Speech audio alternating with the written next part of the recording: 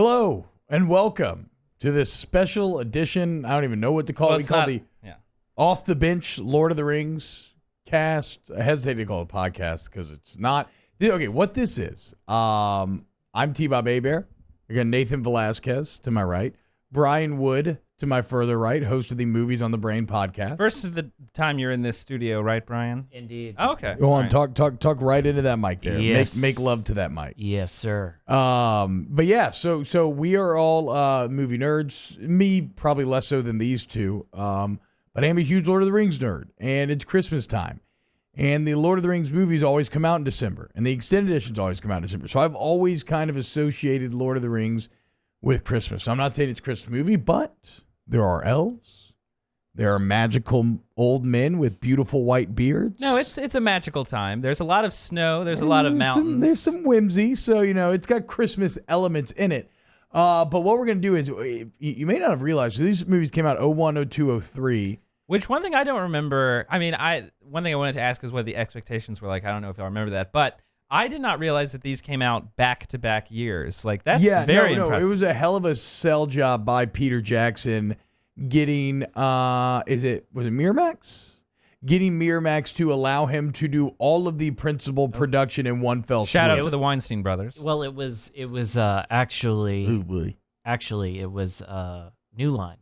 That's what it was. Oh, Miramax yeah. had the rights. They wanted to make it 2 movies. New Line was like, screw that, let's make it 3. We wanted. That's right. And then the Herculean task of filming all 3 of them at the same time, and then releasing them 1 year after the next. And and wild. I mean, the principal production of major movies normally how long? A few months? About 3 to 4 months. This was a like year. 90 days is, yeah. Well, This was they a filmed year. everything, so it was all 1 year. Yes, 3 movies in but- a year. That's pretty, that's a lot. But reshoots, They would come back every every year. Yeah, comebacks every year for different parts that they wanted to change. But the vast bulk, all done a year. Crazy situation for the actors where, like, you might be doing a fellowship scene one day, and the next day you're doing, like, Return of the King on Mount Doom. Like, you have to be at your emotional peak and understanding of this character. I know the death of Gandalf, whenever everyone is reacting to that on the mountain after they get out of the mine. Like, I was all done before Ian McKellen even come on set. Oh, wow. So no one had even worked with him yet, and they were mourning his death. That's crazy to think about. And then how about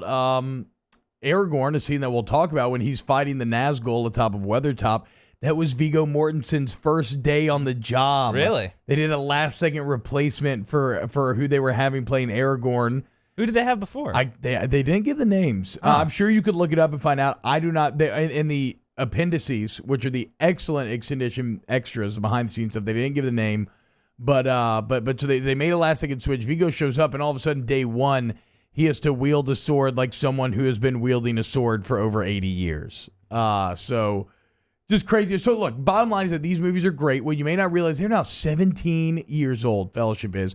And so during this Christmas season, we're going to take you through the extended edition. So we're going to do an episode on Fellowship of the Ring. The next week, we'll do an episode on Two Towers. And the following week, we'll do an episode on Return of the King. So this is the Fellowship of the Ring episode. We are going to celebrate, break down, discuss all things Lord of the Rings, Fellowship of the Ring, extended edition, because those are the premier ways to watch this movie if you really want to get the full scope of what Peter Jackson was going for. Also, these extended editions, not like other movies where a deleted scene is just haphazardly thrown on the end, and it's like massive amounts of content. All the digital grading, all the it's fully scored. Like, these are integrated fully into the movie. The extended scenes are. So, I was kind of thinking a lot about where to start with this.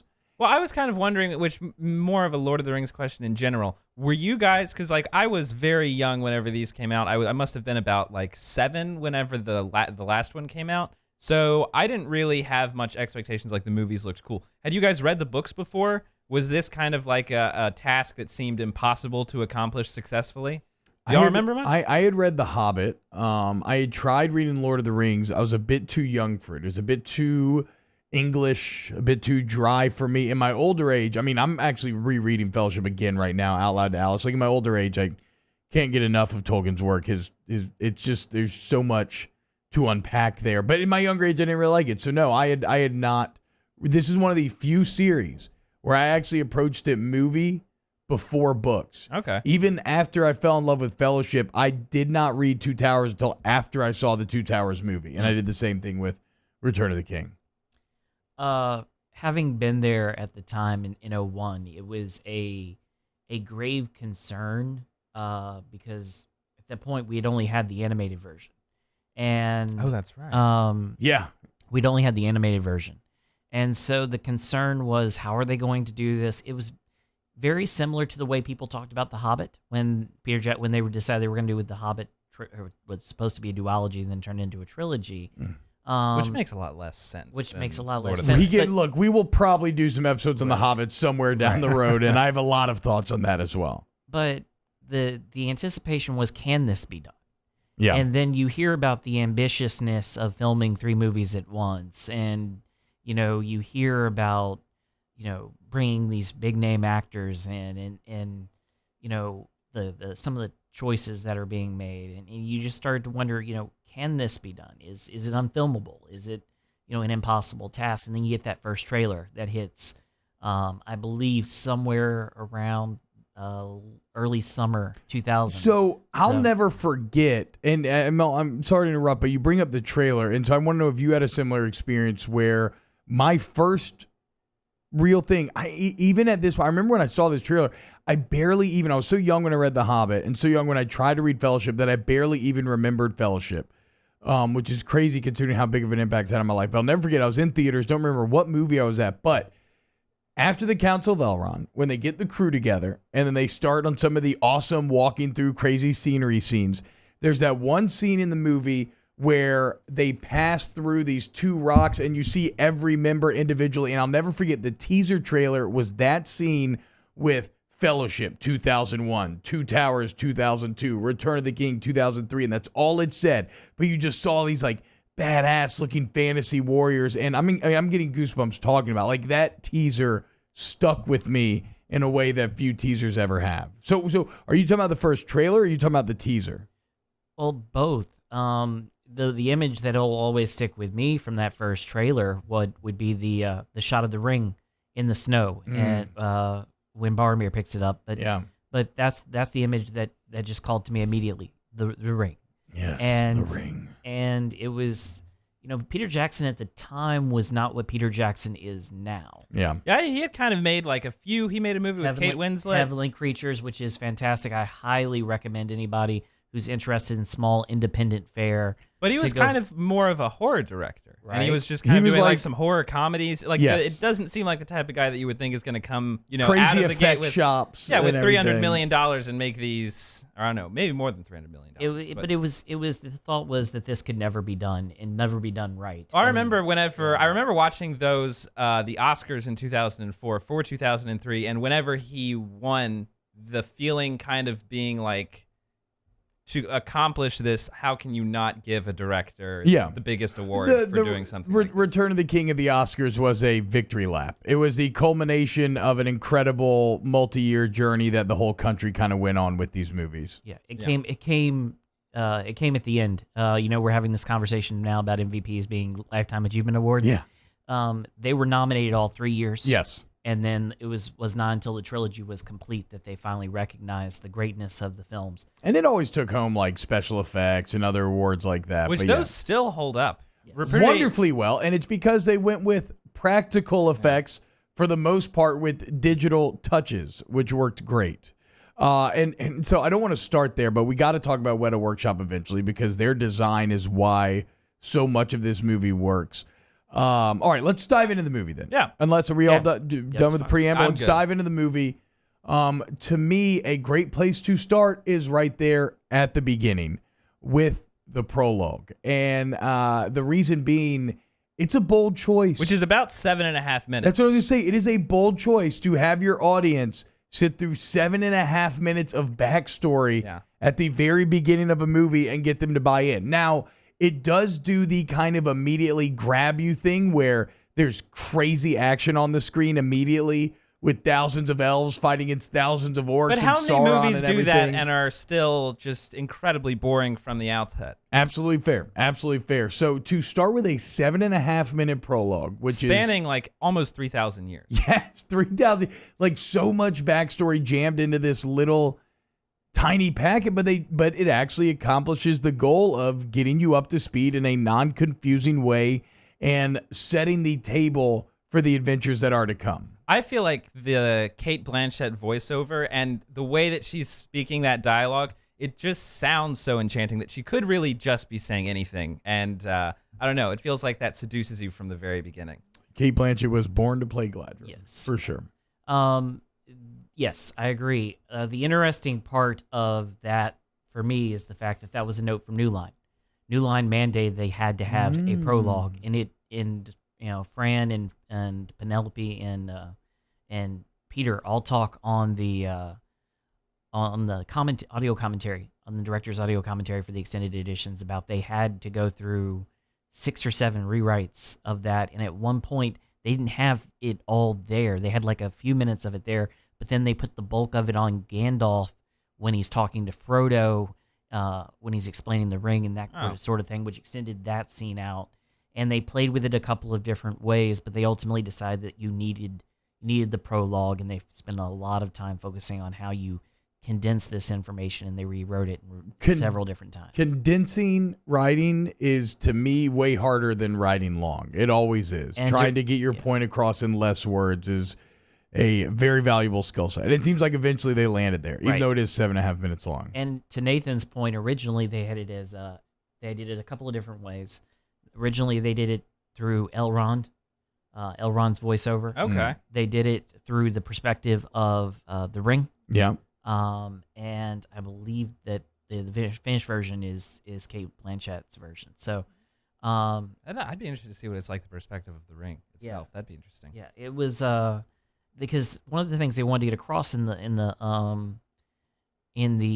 prologue, and then again with the scene later early on in the film with Bilbo losing the ring and freaking out trying to find it, was to kind of immerse yourself in the idea that the ring was its own being. Because when you've got a movie where your main protagonist is a glowing eye and your other protagonist is a crazy old wizard, you kind of need to have something that is constantly there as the antithesis of the evil. And it is interesting in terms of creative movie villains, having an inanimate object that doesn't do anything, like in something that's small too. They do a good job of getting across the gravity and the power of the ring. And you mentioned the scene where Bilbo's desperately searching the house for the ring, and to me, is that an extended? It is. Okay, all right, I thought so. Yeah, the whole opening is different. Yeah, because he has a whole voiceover where Bilbo talks about like what it means to live in the Shire, be a hobbit. That's an extended thing, right?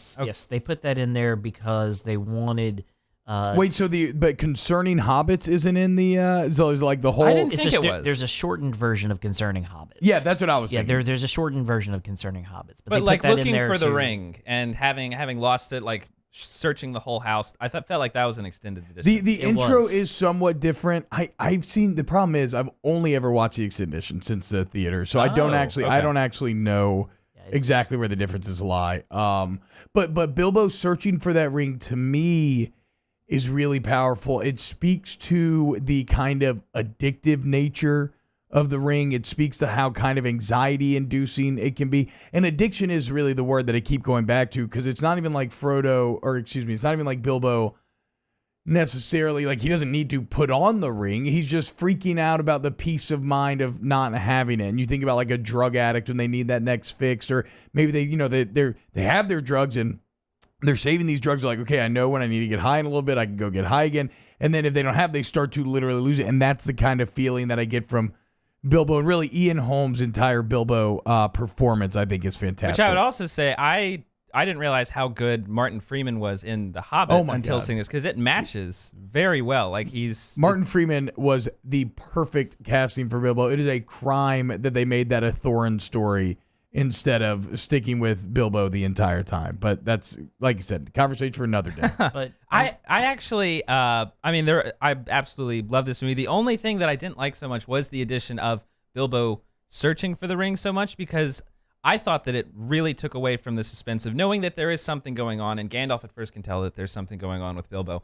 And whenever Bilbo then disappears at his 111th birthday party, like that is the point that you realize that, what is this? He's got something. Whenever it goes in on Gandalf, like that's one of my favorite moments. Whenever it goes close up on Gandalf's eyes, he realizes that he's got some type of magic ring here. A lot of great, subtle Ian McKellen faces throughout these movies. Ian McKellen, I forgot how incredible, extraordinary he is in this. Yeah, but that was like the only negative note that I came away with, was that I liked the suspense that it built by not having him looking for the ring. See, that's interesting, because I actually really love the, I guess because maybe I've been in a similar type of feeling where I felt that kind of anxiety looking for something that I wasn't even necessarily intending to use at the time, but I just kind of wanted to know that, to have the peace of mind that it was by my side. Yeah. It kind of shows the pull of the ring a little bit. Which was the director's intent. Yes. Yes. And also, what is amazing about those performances, especially the Gandalf and Bilbo stuff in Bag End, is that there was very rare times when those two actors were in the same room together. Yeah. Because of the way you have to have the force perspectives and the miniatures concerning to show the difference in the heights. Yeah, so they actually built they had a Gandalf scaled Bag End, and then they had a Hobbit scaled Bag End to make Gandalf look bigger. Then they just combined the two pictures. They would do some similar things in the making of the Hobbit, but I think it was a bit better done in Lord of the Rings.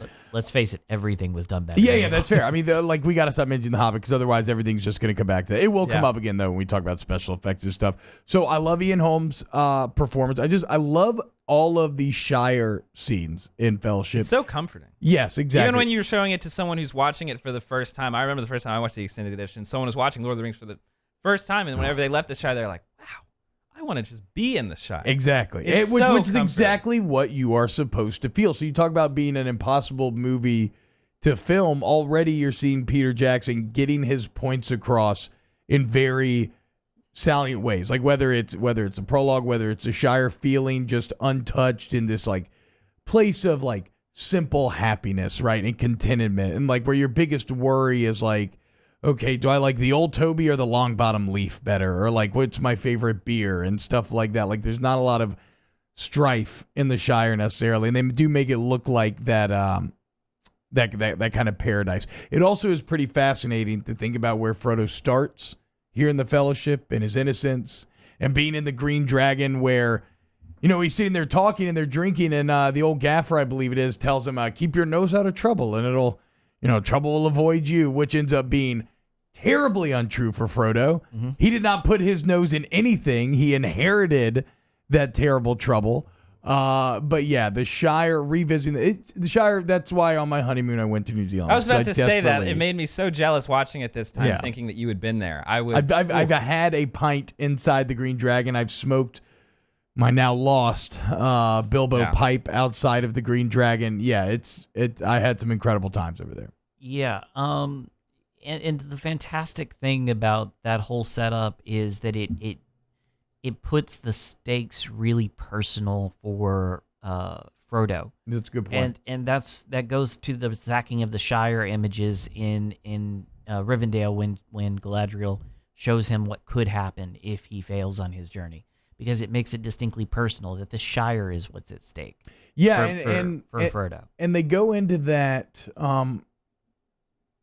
a bit more even in the books, where they're kind of saying like, okay, well, you know, why would Sauron even want to go after the Shire? Like, hobbits aren't going to make good slaves or anything. And it's basically just because like Sauron hates happy things. And the Shire is kind of the embodiment of all things that like the world could be, right? Without war, without kind of these petty squabbles, like everybody could just be happy. And what's the very famous line? If the whole, and this might even be a Hobbit line, but if the whole world cared more about food and drink, the world would be a merrier place. Like, yeah, like, so the Shire represents what I think the full potential of the world could be, and that's why you have like the Rangers and everybody else trying to protect it. So Ian Holm, his performance, I like how it kind of foreshadows Gollum which we'll get to in basically another movie, even though there's some great lines about him this time. You're seeing the dual personalities starting to take root.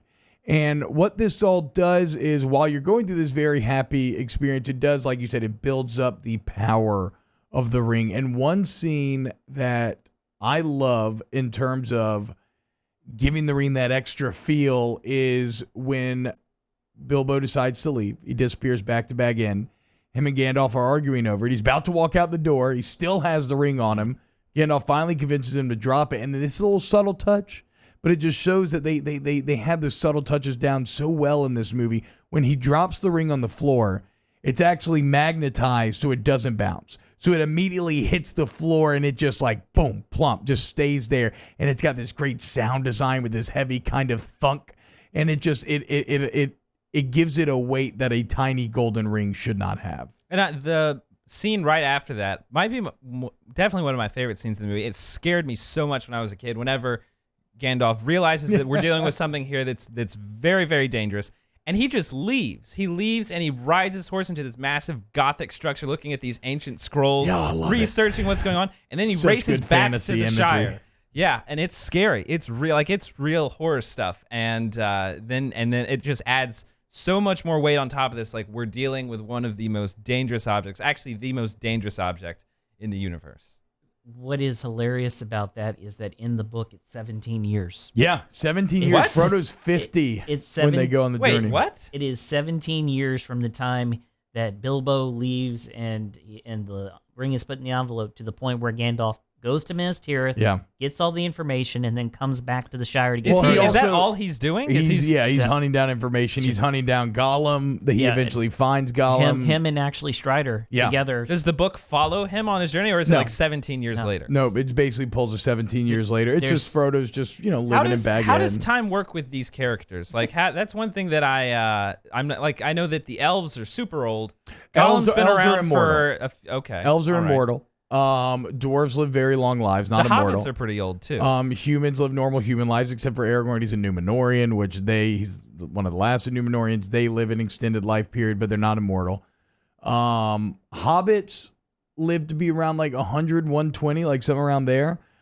So it is weird that Bilbo's 111th and still in such fine health and looking completely unchanged. Well, and doesn't the ring kind of... The ring makes you live forever. You will not age if you have the ring. That's why Gollum lived for so long when he had the ring. Now, I do have a question about the next one. I did have a question when I was watching it yesterday. Like, how is it that, because Bilbo, you can tell his life is deteriorating whenever you see him like a few months later. Gollum, I would think he would decrease even faster. That's the same thing that my wife asked me, and I wasn't entirely sure. I'm guessing here.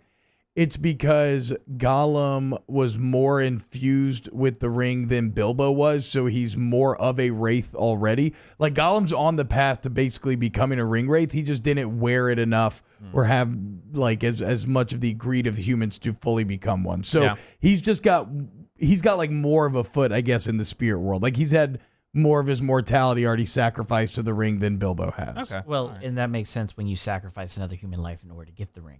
Yeah, but to your birthday present. To your point, T-Bob, what they intended was for that ring to stick to Ian Holm's hand, so that you see it kind of reluctantly leaving him, like it doesn't want to. Yeah. Also, when he turns over his hand, yes. And then to add the special effect, the sound effects and sound design in there, where it's clear that the ring again.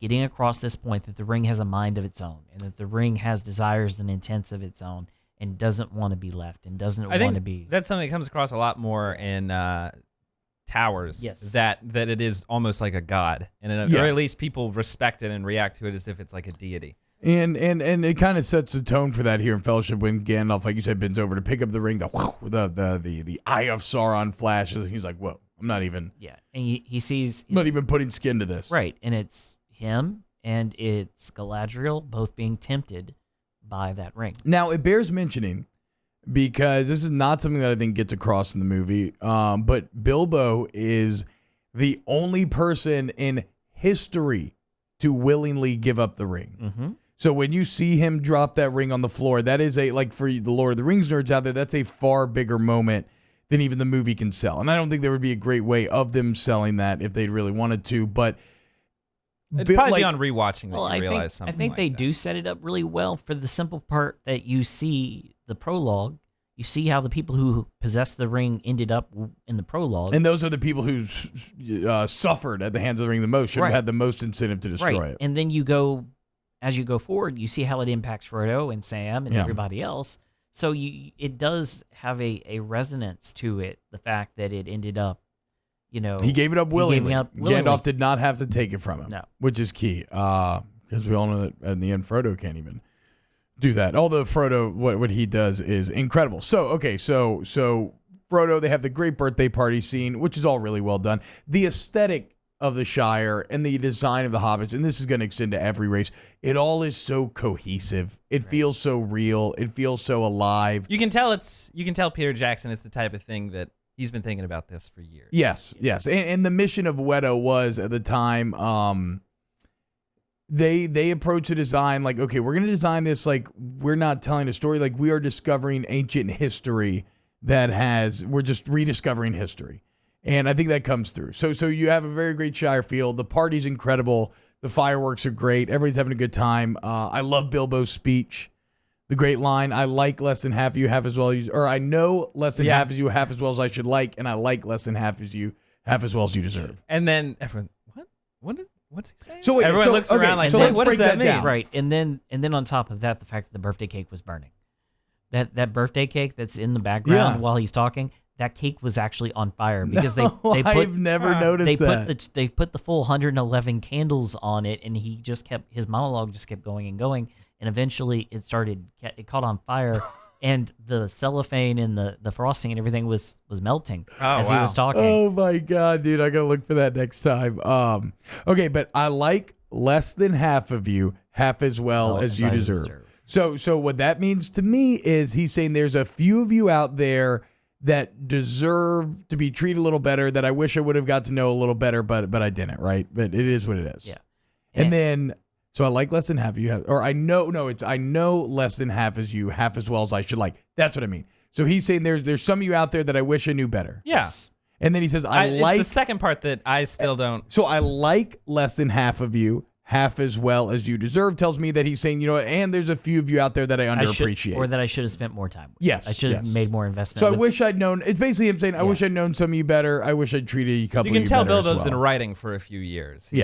Right. Bilbo fancies himself very prosy. He got that line down a few months before. Right. And then, of course, again, at the thing with the Shire and the Bag End scenes is about, again, introductions, Merry and Pippin. Yep. Their big concern in that first block was how many introductions can we do without wearing people out? Because at one point they counted, I think, 20 or so introductions of characters they had to do in like the first hour and a half of the film. Yeah. And so how do you space those out and balance those out? The other thing that I like about the extended sequence there is the fact they introduced the Saxville Bagginses. And that kind of goes again to Bilbo's mental state of paranoia about, the Saxville Bagginses wanting to come and take Bag End from him, and make him homeless and all of this. So they unfortunately in the books they do get Bag End in the end, as Frodo is forced to sell when he's escaping to Crick Hollow. It's all sped up though in the movie, and rightfully so, right? Still, I mean, the 17 years thing, that's incredible. Well, it's like they approach these movies. They knew they were good. You can't do it all, so they said, okay, what we got to cut is our central mission is to get Frodo to Mount Doom, and the stuff that doesn't necessarily just have to do with that has to get cut. So the 17-year period in between, like, you can easily speed that up. Getting rid of Tom Bombadil, I love Tom Bombadil, but it makes sense why he did not make the. But they did have Bill the Pony. Cuts. They did have Bill the Pony. Until Moria. Okay, so they drop the ring. Gandalf leaves. Frodo thinks it's not a big deal. They're all good, and then all of a sudden, Gandalf shows back up. It tells Frodo, hey, actually, you know that ring you got? It's literally the most evil object in the world, and turns out you're going to have to carry it to Rivendell. Like, what? Knowing what's going on, I I was a little bit worried putting that thing in an envelope. Like, give him like a box that's locked up or something. Like, no. An See, envelope. I think though, but it was Gandalf, in But the no, trunk.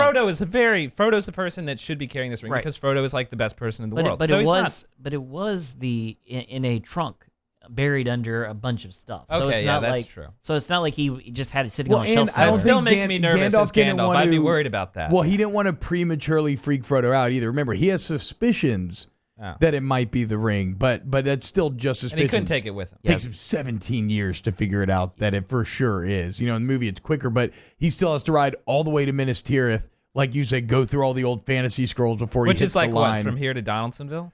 Yeah, basically, right. No, You can look on the map there. It's a pretty far distance there. yeah. So Oh, here's okay. here's Gondor down here. Minas Tirith is around right here because here's Mordor.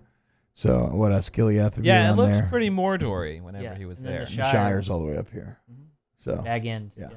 You should have at least asked the Eagles to help him out with some of that. I mean, I know he's got a few favors. we'll get into Well, Eagle Eagles. conversation eventually. Okay, so I know that they can't have taken the Eagles. That's a silly thing to suggest, but that's not what I'm saying. Well, Tolkien's answer for that, because the great question people always ask is, let's well, just address it yeah. now. the question people always ask is, well, if the Eagles are around, why don't you just put the ring in an envelope, give it to the Eagle, let him drop it in the crack of doom, and then we can all just go home. Well, now I feel like I had some thoughts about this, so I don't know. I feel like you guys know exactly what's going on, but isn't it true? Well, first, I don't think the Eagles are kind of like just like Uber. Like you don't just get to call Eagles all the time. That is one like of the main aren't they reasons. their own They're race a very of people? proud, sentient race. They are, Yeah. and that's the whole thing. They are a sentient race. They are something separate from, they are a bystander in this global fight. Yes, they're not. They're like it's like the elves, the dwarves, the humans, the eagles. They're their own race. They're Switzerland. Yeah. They don't take sides, and they will come in and help occasionally, like with Gandalf when he's stuck on Isildur, but they won't, take a side necessarily, and that's why that was always Tolkien's big answer as to why Gandalf couldn't just give it to the Eagles and let the Eagles drop in the crack of doom, and then we're all done. Which is the other thing. Like it has to be a very specific place. You can't like just drop it from hundreds of yards above and hope that it lands in there. No, I mean, but then people would say, well, they could just flown and dropped them off. So it is. Look, it is partially that yes, the Eagles are a sentient race. So like anybody that is a potential player in a war, they have to kind of weigh their options and see what's best for them. If their lands aren't necessarily be threatened, then how much interest do they have in getting involved? Also, you've got an all-seeing eye that can kind of see everything that's going on. Well, that's the other thing. There's also the fact that if you had just tried to assault Mordor before they're distracted with the sun, the heir of Isildur leading a Gondorian army at their gates, like without that distraction, without the Nazgul being flying all over the place dealing with other problems, well, then their defenses would have been ripe for stopping the Eagles from flying in and just dropping them off. So there's a couple of reasons there. All right, so Gandalf shows back up, though, and basically tells Frodo, look, you're the key to saving the world. That's a lot for a young, very sheltered hobbit to and have you to can tell deal Frodo with. kind of wants to get out, explore the world a little bit, but that's a big task. And he's always been viewed as kind of odd and strange for that, like his crazy Uncle Bilbo, because he wants to go beyond the borders of the Shire, but this is kind of more than he bargained for. Yeah. Just a little bit. Just want to be at the end of that cornfield, not like. To me, though, it does paint Frodo as a very heroic character, how quickly he was willing to sacrifice his own well-being for the greater good, and really no questions asked, just kind of accepted that, okay, this is my role, this is what I've been destined to do. And the movie does a good job of this. The book probably reinforces even a little more, but Frodo knows he's not coming back when he sets out. In the movie, I think he has a little more hope. It's probably not until after the Council of Elrond when he kind of is like, okay, I think I'm actually fully committed here. But he because until the Fellowship, he's just got to drop this thing off. Yeah, that's kind of what he's thinking, right? They're gonna drop it off, then they'll be done with it. But his ability to just quickly process all that information and then take off and go try to save the world and trusting Gandalf and everything it's very heroic, in my opinion. It After is he's very already selfless. been stabbed, like almost turned Well, into... even before. I'm talking before. I'm talking Oh, I'm okay. talking after Bag End, when he even says, okay, I know that there are Nazgul out there chasing this thing that know where I live, and now I have to go for him to selflessly dive right into that, I think is very impressive. So then him and Sam, oh, by the way, real quick, when him and Gandalf are talking in his kitchen, it's one of my favorite movie effects ever, because all that is, it's the same thing when they're riding in the wagon in the beginning of the movie. It's just forced perspective. Gandalf is literally just sitting closer to the camera. Frodo is sitting farther away. The objects in front of Gandalf are smaller. Frodo's props are bigger. Like, that's all it is to make them look like they're looking at each other in different sizes. And the camera rotates, so they actually built the set to where the whole set moved with the camera, so it maintained the illusion. So great practical, really great. Practical effects there. So then him and Sam gets roped in as well, eavesdropping. He ain't been dropping no eaves. But they go on this journey together, and one of my favorite scenes is the first night where they're out there, and it's still very peaceful. They're cooking sausages, chilling, smoking their pipes. They see the elves, and then they're going to bed that night. And Sam's talking about a dirty old root in his back and how it hurts, and he'll never get used to it and everything. And I can't help but contrast that scene with them on the slopes of Mount Doom, with Sam like carrying Frodo, them both strung out, just exhausted. Like, such an innocent beginning compared to where these two are going to end. Yeah. Yeah. And see, I'm the opposite. My favorite scene in that, the passage of the elves, which was eliminated from the theatrical cut. That was. The passage of the elves is, I think, one of the more beautiful shots in the film. Yeah. But, and at one point they had a scene where they talked to some of those elves, which they took out, even the extended cut. But the scene that I love the most is the conversation between Frodo and Sam at the end of the cornfield, where it's, if I take one more step, I will have gone as farther than I ever Because that's have. almost the most difficult part that they have to get Right. through. Yeah, right at the beginning. Like, that's the one thing that they thought would never happen. And then to call that back at the end, which was imperfect. What I've always thought about with that scene is, like, technically every step Sam takes after that is the farthest he's ever been out of the Shire. So what if he just stopped every single step? Like, oh man, this next step that I did, like, Sam, chill the fuck out. Right before you It's all walk up good. Mount, Mr. Frodo. Exactly. If I take one more step, it'd be the Sam, farthest. come on! Damn it, Sam, not now. Yeah. So they go on this journey. They spend the night out there. They end up meeting up with Merry and Pippin, who we've already been introduced to, like you said. Who they always in the Fellowship have kind of annoyed me a little in the. Oh, really? Yeah. Whenever they first show up and they're doing, which I mean, it's just There's more justice done to them in Two Towers. Whenever the moment that they show up, and I thought that whenever they showed, and I remember thinking this last time I watched the extended edition, was like, the second they show up in Two Towers, I am in love with these guys. I love them. They're great. Their facial expressions are really their subtle comedic cues in Two Towers are really good. And like, I mean, they can't have gotten to that place unless they are, because I mean, they're kids. Like they just act like kids all the time. Yeah. And, they're young, irresponsible hobbits. Yeah. Their interaction with Boromir is what sets that up, and so you necessarily need them to be in this place for this film, so that when you get to Two Towers, and they have such a huge role in the whole situation with Two Towers, that it's earned. Yeah. And that they have, in a sense, matured and are ready to take on And that they do a good job of, right off the bat, you learn they're mischievous. Well, and they're it into shows the just fireworks. how innocent the life of a hobbit is. Like, you can be like that. Yeah, That's- exactly, right. The Amish country of the Amish country of Middle Earth. So they do the fireworks. They get caught washing the dishes, and then next time we see them, what do you know? They're getting into more mischief. Stealing. Yes, stealing mushrooms and carrots from Farmer Maggot's farm. Who, while Farmer Maggot got cut out of the movie, I was very excited to see him at least get a shout out with his dogs, his farm, the scythe above the above the wheat. I guess it is. I don't know. I'm not a farmer. Either way, I thought that was great. A great way to, like we said, speed along. Like, they had a very tough task, and okay, how do we introduce all these characters, get them all to team up while expediting the process and getting them out in the Shire, having them meet on the road like that, and then kind of almost come together by circumstance, where all of a sudden then the Black Riders come into, like, oh, we got to get off the road. Merry and Pippin see, like, oh, these guys are in trouble. They're our boys. Okay, we got to help them out. Let's get to Buckleberry Ferry.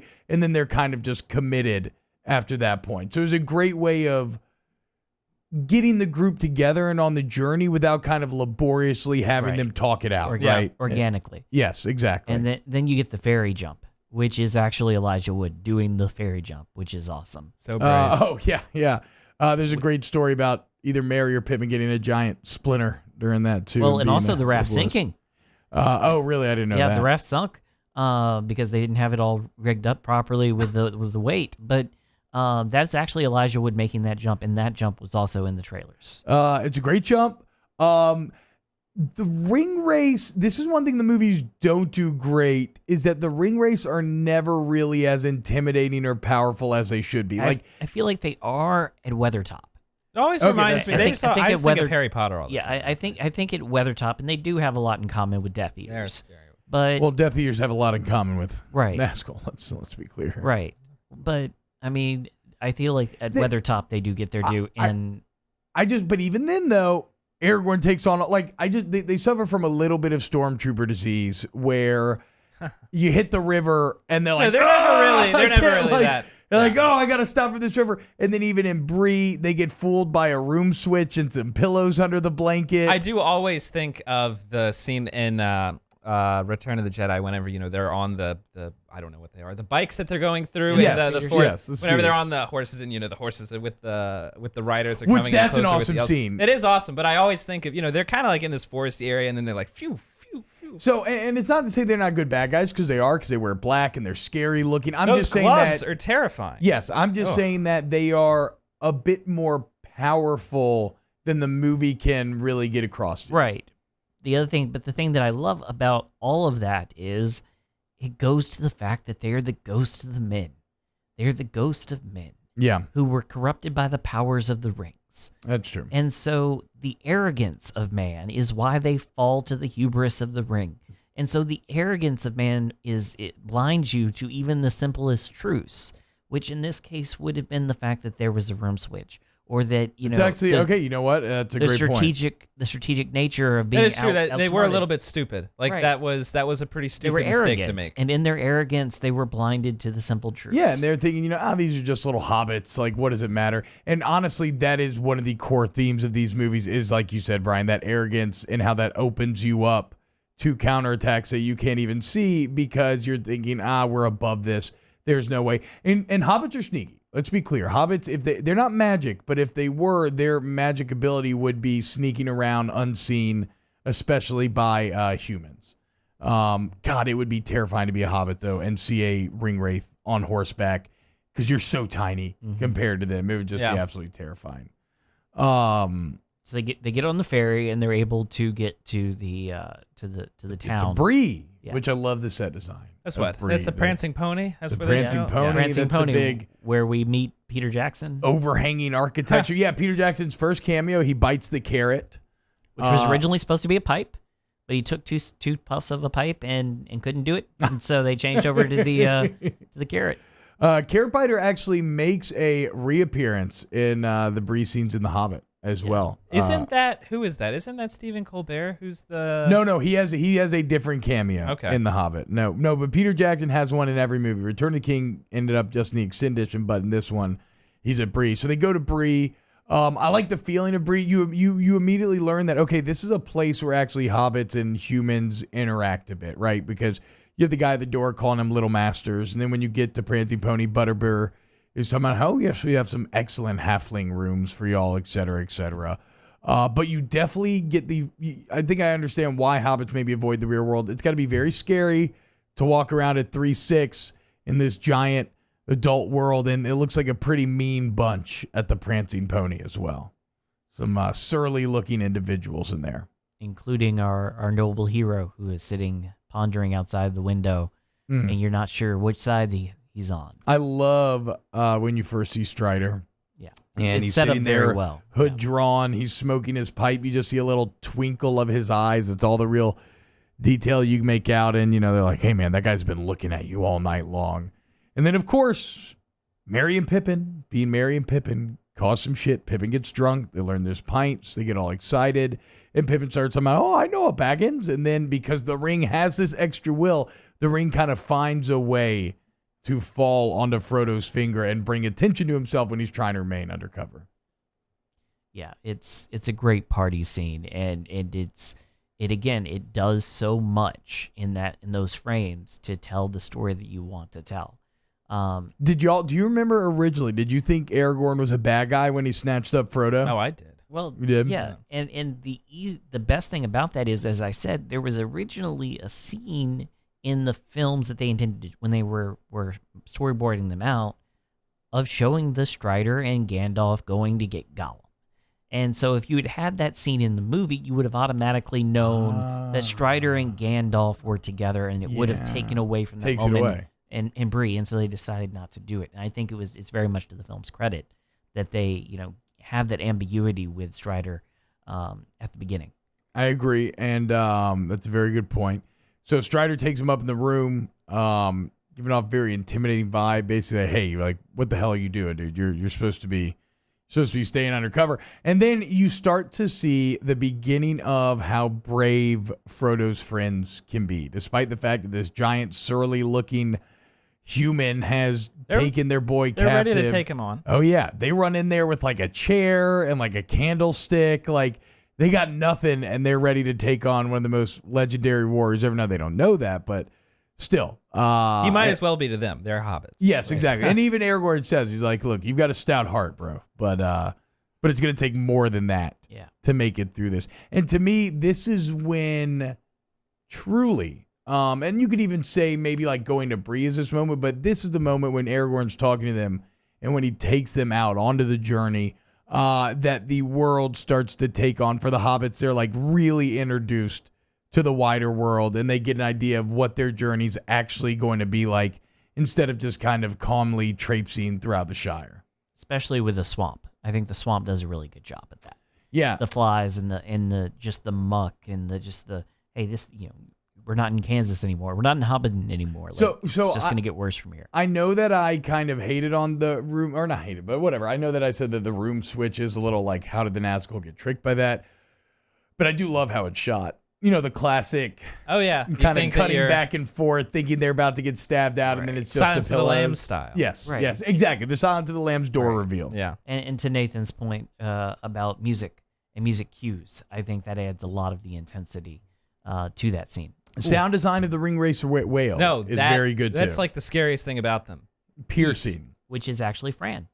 Yeah, I heard that. Yeah, What? The Wow. the ring race scream. She had a throat she had a throat condition that made that noise. she had a throat cold, and they were going in, and she was trying to explain to them what she wanted, and they just she did it one time, and they recorded it, and they heard it back, and they thought that was perfect. Yeah, so just add, just do a little touching, add some stuff to it. But yeah, that's wild. It's a very good noise. So they trick him. They then escape with Aragorn. And there's the very memorable scene in which Pippin's talking about how, aren't we gonna stop and eat breakfast? He's like, we've already had breakfast. Aragorn came. He's like, what? Like, we already ate breakfast. And then of course, second breakfast, 11sies, lunch, afternoon tea, supper, dinner. Mary's like, I don't know, Pippin. Then they get the apples thrown up. So yeah, at that moment they're like, okay, this is what it's going to be like. And there's a line between Frodo and Sam that I think bears highlighting because it shows, first off, because I kind of take it for granted now watching the movie a million times, that, yeah, of course you can trust Aragorn. They don't really know that at the time, right? But I love Frodo's line about how instinctually he kind of feels like he can, where he says, I kind of feel like a servant of the enemy would seem fairer but be fouler. Or like, basically saying that, yeah, Aragorn looks like he's a surly, ragged, like, kind of rough type of character, but there's an honesty in that presentation, right? It's not like he's trying to put on airs or he's trying to have a silver tongue and like talk you into things. He's not trying to bullshit. He is who he is, and he's saying he's a good guy. You can tell it's just like, let's stop bullshitting. We got to get out of Yes, exactly. Cut the bullshit. Like, and I agree with Frodo, right? A lot of times bad guys or bad individuals that you meet in life, they definitely seem fair at first, and they kind of try to suck you in with that presentation only to truly reveal their colors later. None of that with Aragorn. He's up front from the beginning. Unless you're a big, tall, purple dude who's looking for stones. Yes. Yeah. But, that the Aragorn Hobbit dynamic is something that I really love. And then it's something that continues on with Boromir and the way that the hobbits, especially Merry and Pippin, interact with Boromir as you go forward. That reaches into my heart Yeah. whenever he realizes that Aragorn. I keep wanting to say Aragorn, okay, because I want to say is Aragon. It's the other dragon thing. That's the Child Dragon series. That's a terrible movie. Maybe we should go through those as well. I heard those That movies one are bad. movie. I've heard the books are really good. I never actually got into either. They But tried. Aragorn, he that moment whenever Frodo, where he shows Frodo like, no, I'm here to help you. I'm not trying to take the ring from you. I know other people are trying to do that, but I'm seriously sincere in trying to help you. That warms my heart every time. I agree. As does the line at the end about I would have followed him to the mountain, to the crack of doom. Yeah. Okay, so we're on the road now. Everybody's traveling. We get an idea of his travels, and then we get to Weathertop. See, I love that you're going with that down that linear story path, because at the same time we've got Gandalf and that's true. At the same time, That's true. I haven't even talked about Gandalf Saruman. At the same time, we got Gandalf and Saruman and the great Christopher Lee. I did love, Christopher Lee, absolutely incredible. Love him in everything that he does. But I love the way, how quickly that character, like I almost can't even remember a point where I thought that he was a good guy. Like, he's a bad guy from the very beginning. And narratively, you figure it out before he's even been on screen for 3 minutes. Yeah. Like, it's very fast. Gandalf the Grey rides to Isengard, seeking my counsel. Which Isengard, as far as design goes, that thing is beautiful again, and miniatures. So it's that type of thing. Yeah, it's miniatures. Bigature is the coin that is the term that they coined, because they were miniatures. But it's like 7 feet tall. But that heel turn, to use a parlance in wrestling, is pulled off really well with Gandalf and Saruman. And then the epic battle, which won an MTV Movie Award, by the way, between Gandalf and Saruman. It's a great battle because it's just two old guys throwing each other around. Yes, and you can tell that it's them. Like, they're just doing that. Like, it's pretty much the Force. That's what I'm saying. There's no need for special effects. It's just it is, and this goes back Except to like maybe spinning around. Yeah. That's true. I mean, the spinning around, you're definitely on a wire. wonderful job, Ian McKellen, with his mystical spinning. That guy, the stunt guy that did that, they actually ended up dropping him on his head on the marble, and he ended up getting a pretty bad concussion. But I love that fight because it gives stunt people an Oscar. Well, to me that scene is very well choreographed, well timed. There's not a lot of magic in it. That's what I'm saying. The magic. The most magical part is whenever you can see him sending the guy. Saruman, he's like got both of the staffs and he's walking towards it. That's the only part that kind of pushes really Gandalf up all the way up. But I love that the betrayal and the heel turn, and then again more exposition about Saruman and the eye and all of that. Yeah, and how powerful Sauron is, and he's rebuilt. Like, basically, Saruman tells you, look, so we already know Saruman's even wiser than Gandalf. He's ahead of the order. We know that. So we already know his opinion means a lot. So then it definitely adds weight when he's like, look, man, I've weighed the options. Sauron's going to win. I want to be on the winning side. Yeah. Okay, so here's this Palantir. I've been looking through it, talking with him. And like you said, Christopher Lee does a great job of immediately getting across it. Okay, maybe Saruman's been a bit corrupted here. There's some malice. As far as the fight goes, it is very indicative of a representative of Lord of the Rings magic, which is not very visual magic, right? A lot of times what these wizards or other characters are doing, it's a more subtle magic. And so to have a fight scene that is really just camera angles, special effects, and people throwing themselves around translates very well. It's also pretty disheartening for the movie watcher knowing, Gandalf's always kind of that safety blanket, that fallback, to see him immediately captured and taken out of the equation, knowing what Frodo is going through, definitely makes you feel for Frodo a bit. So you feel good when Strider kind of steps into that role for Gandalf. Yeah.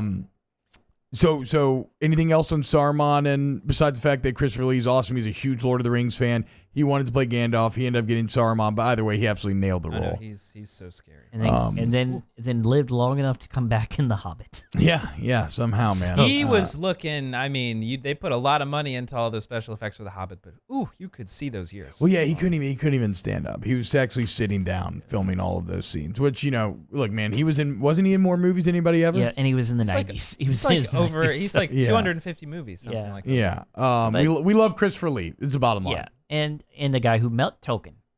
The guy who got to meet Tolkien. And a guy who was actually in Ian Fleming's what was it? They were the I remember you telling me about this. the It was Order like a of Secret Service? Ungentlemanly Warfare, Right. something along those lines. May not have been Order, but it was a British spy group in World War II that did a lot of sabotage stuff. So Ian Fleming, of course, going on to write James Bond. There's a great anecdote from Two Towers when Grima Wormtongue stabs Saruman in the back and Saruman dies, and Peter's like directing Christopher Lee about it, like the noise to make. And he's like, oh, no, Peter, when somebody is stabbed, this is, and then like goes on to say what they actually do when you're stabbed in the back. And so Jackson was like, oh, okay, yeah, you know what? Because he knew his I'm history. gonna leave that to you. Good yeah, note. he knew his history. He's like, all right, yeah, man, look, Christopher, you've probably done it before, so But whatever you say. But again, I love the fact that it's a surprise for the audience when Gandalf is sitting next to Frodo's bedside in Rivendell, because that's the next time you see him. Yes. Because you don't see the eagle come in, and you don't see the rescue until it's in flashback. So I really like that. Wait, weren't you just on top of that thing? Okay, so let's set that up then. So we see Gandalf. Gandalf is gone. Gandalf is captured. Like, oh no, what's Frodo gonna do? He has Aragorn. That's good. But then they're at Weathertop, and all of a sudden the movie really gets some stakes. It gets accelerated because the Nazgûl show up once again because the hobbits are not taking it all seriously enough. They still don't necessarily recognize the stakes of their situation. Merry and Pippin and Sam cooking sausages. At least Frodo's starting to get it because Frodo freaks out. Sees the fire. He's like, well, what the hell are we doing, guys? Chill out, dude. And Which no one's really sat the hobbits down and explained to them that they have left the Shire because they have one of the most destructive pieces. I find that it's just... I would have gotten freaked out regardless. Like, I feel like they should have gotten a little bit more freaked out. And so I think it speaks to their naivety, right? Which speaks to the Shire and how insulated it was. I think they're still struggling to wrap their head around how mean of a place the wider world can be. And Weathertop, I think, breaks them of any illusions that they were holding before that. The Nazgûl show up. Frodo's terrified because that he puts on the ring, which, we get why. That would be a defense mechanism if you could turn invisible in that situation. And you get Shadow World. Yeah. Which, God, Ringworld is terrifying. I don't want to spend a second in Ringworld. What? I don't know. What's going on there? Whenever I know that, you put the ring on, you go, to Ringworld. But I guess the Shadow World is the technical term for it in Tolkienese. Is that where I actually didn't know that there was a. I didn't know if they ever explained in the books. I can't remember. That's why I'm reading through them. Okay. Yeah, it's Shadow World, and only in Shadow World do you get the race as they're with their crowns and looking like they're sunken. You see what they truly are. Yeah, human in a way, selves, or who they were. And in the stabbing and the moment where you just think that it's done. Frodo's just going to be, in Strider then coming in and rescuing and doing flinging the fire. And like I said, Viggo Mortensen's first day on set. Unbelievable first day. I wish I could remember the name of the guy that choreographed the sword scenes. He's legendary. He did Errol Flynn. He did all these great old movies. But Bob Christensen, maybe, does that sound right? Sound right. He did a great job of getting Mortensen ready to go that first day. But that also, so then we have our first glimpse of, we kind of thought Aragorn was a badass. Now we know Aragorn's a huge badass. They were using Jason and the Argonauts of all things as a reference point. Really? Oh, with the skeletons? Yeah. Wow. So he ends up using fire against a Nazgûl. So we learn that fire and water, not cool with the Nazgûl. It's going to kind of drive them off. But then we also learn that Frodo is not just stabbed, but he got stabbed with an incredible evil blade. I like how it literally just crumbles to dust in Aragorn's hand. And Frodo immediately starts looking very poor. We also learn a little bit more about Aragorn's skill set. He starts to go talk about finding the leaf. What's the herb name? Hafalas. I don't remember it. I can't remember. Either way, he talks about going to find a herb, right? To speed up the healing process. And then we're introduced to yet another new character and a love interest. Liv Tyler. Yes, Liv Tyler. Who Arwen Evenstar. Arwen Evan Evenstar? Everstar. Everstar. Something along those lines. The term is for the necklace. Yes. Which you've got to put into context at the time who Liv Tyler was and what kind of an acting background she had. Did she have much of one? Exactly. Yeah. That's the thing. I guess Armageddon. Well, you have Armageddon, and I believe you have. Wasn't she in Chasing Amy? I think, or wasn't there one of those? Was Jersey Girl out Jersey yet? Girl? That's what it was. She was I knew it was Jersey Kevin. Girl. I knew it was a Kevin Smith movie. I couldn't figure out which one.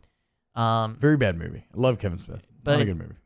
Well, but I mean the thing is, there she had. Here's this daughter of this world famous rocker who doesn't have a lot of acting background, and she's put in the position of having to learn Elvish, having to speak Elvish, having to emote incredibly well, and having to tell this deep, complex love story in as much as a look between her and Aragorn, and she pulls it off magnificently. She does, and it's a great credit to her. It's a great credit to Fran and Penelope and to Peter for the writing and the way that they set her role up, the way that she emotes with her face, and the acting that she does through her eyes and her facial expressions, as well as her use of Elvish, and the way it just kind of rolls off her tongue naturally, which takes a lot of coaching and work, because it's essentially a foreign language.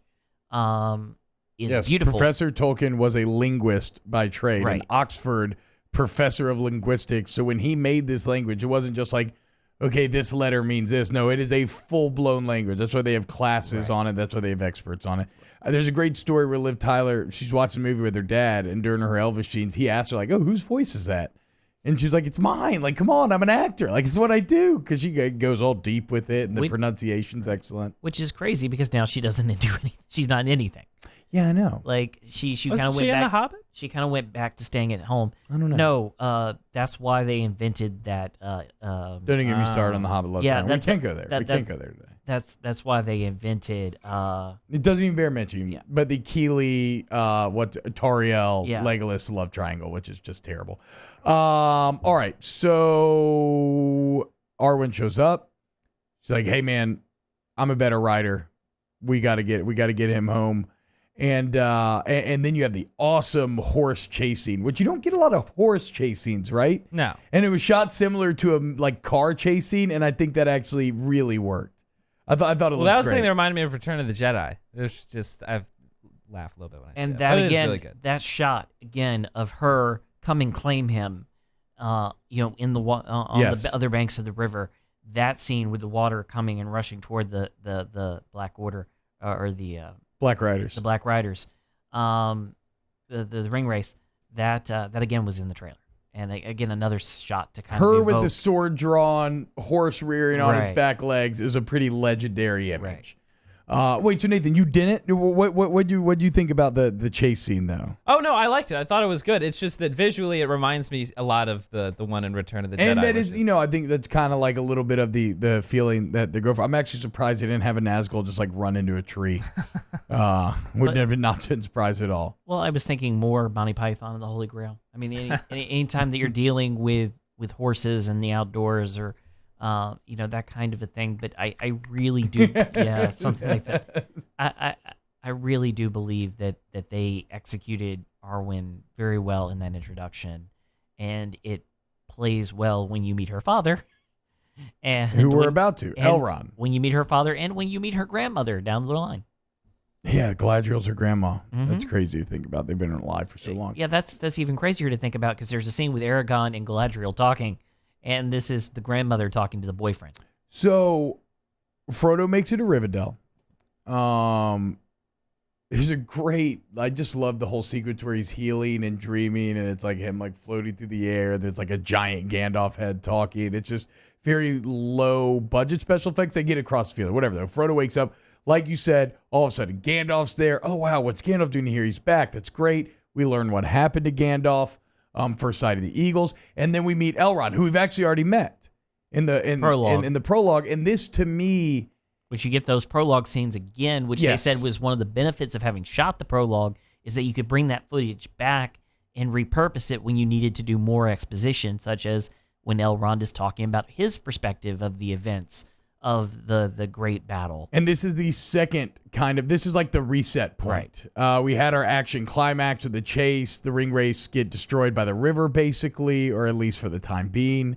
And now we're setting the table for the second half of this journey. Because you've now finished, essentially, if you want to look at these movies as two separate movies in one. Yeah. You've now finished the first 90 minutes. I agree. Now you've got the second 90 minutes, and you've got a whole new set of expectations, of introductions, a whole new set of a new theme, a new purpose. I mean, you go from let's just get to Rivendell to now this is what we're going to do. We're going to take it to Mordor, and we're going to do this thing. Yeah, greatly expands everything. Just to in the whole scope of talking about Lord of the Rings, I love long movies. A 4-hour movie is exhausting, but at no point in watching any of these, and whenever I've been watching when I watch this one, I just watched it straight through.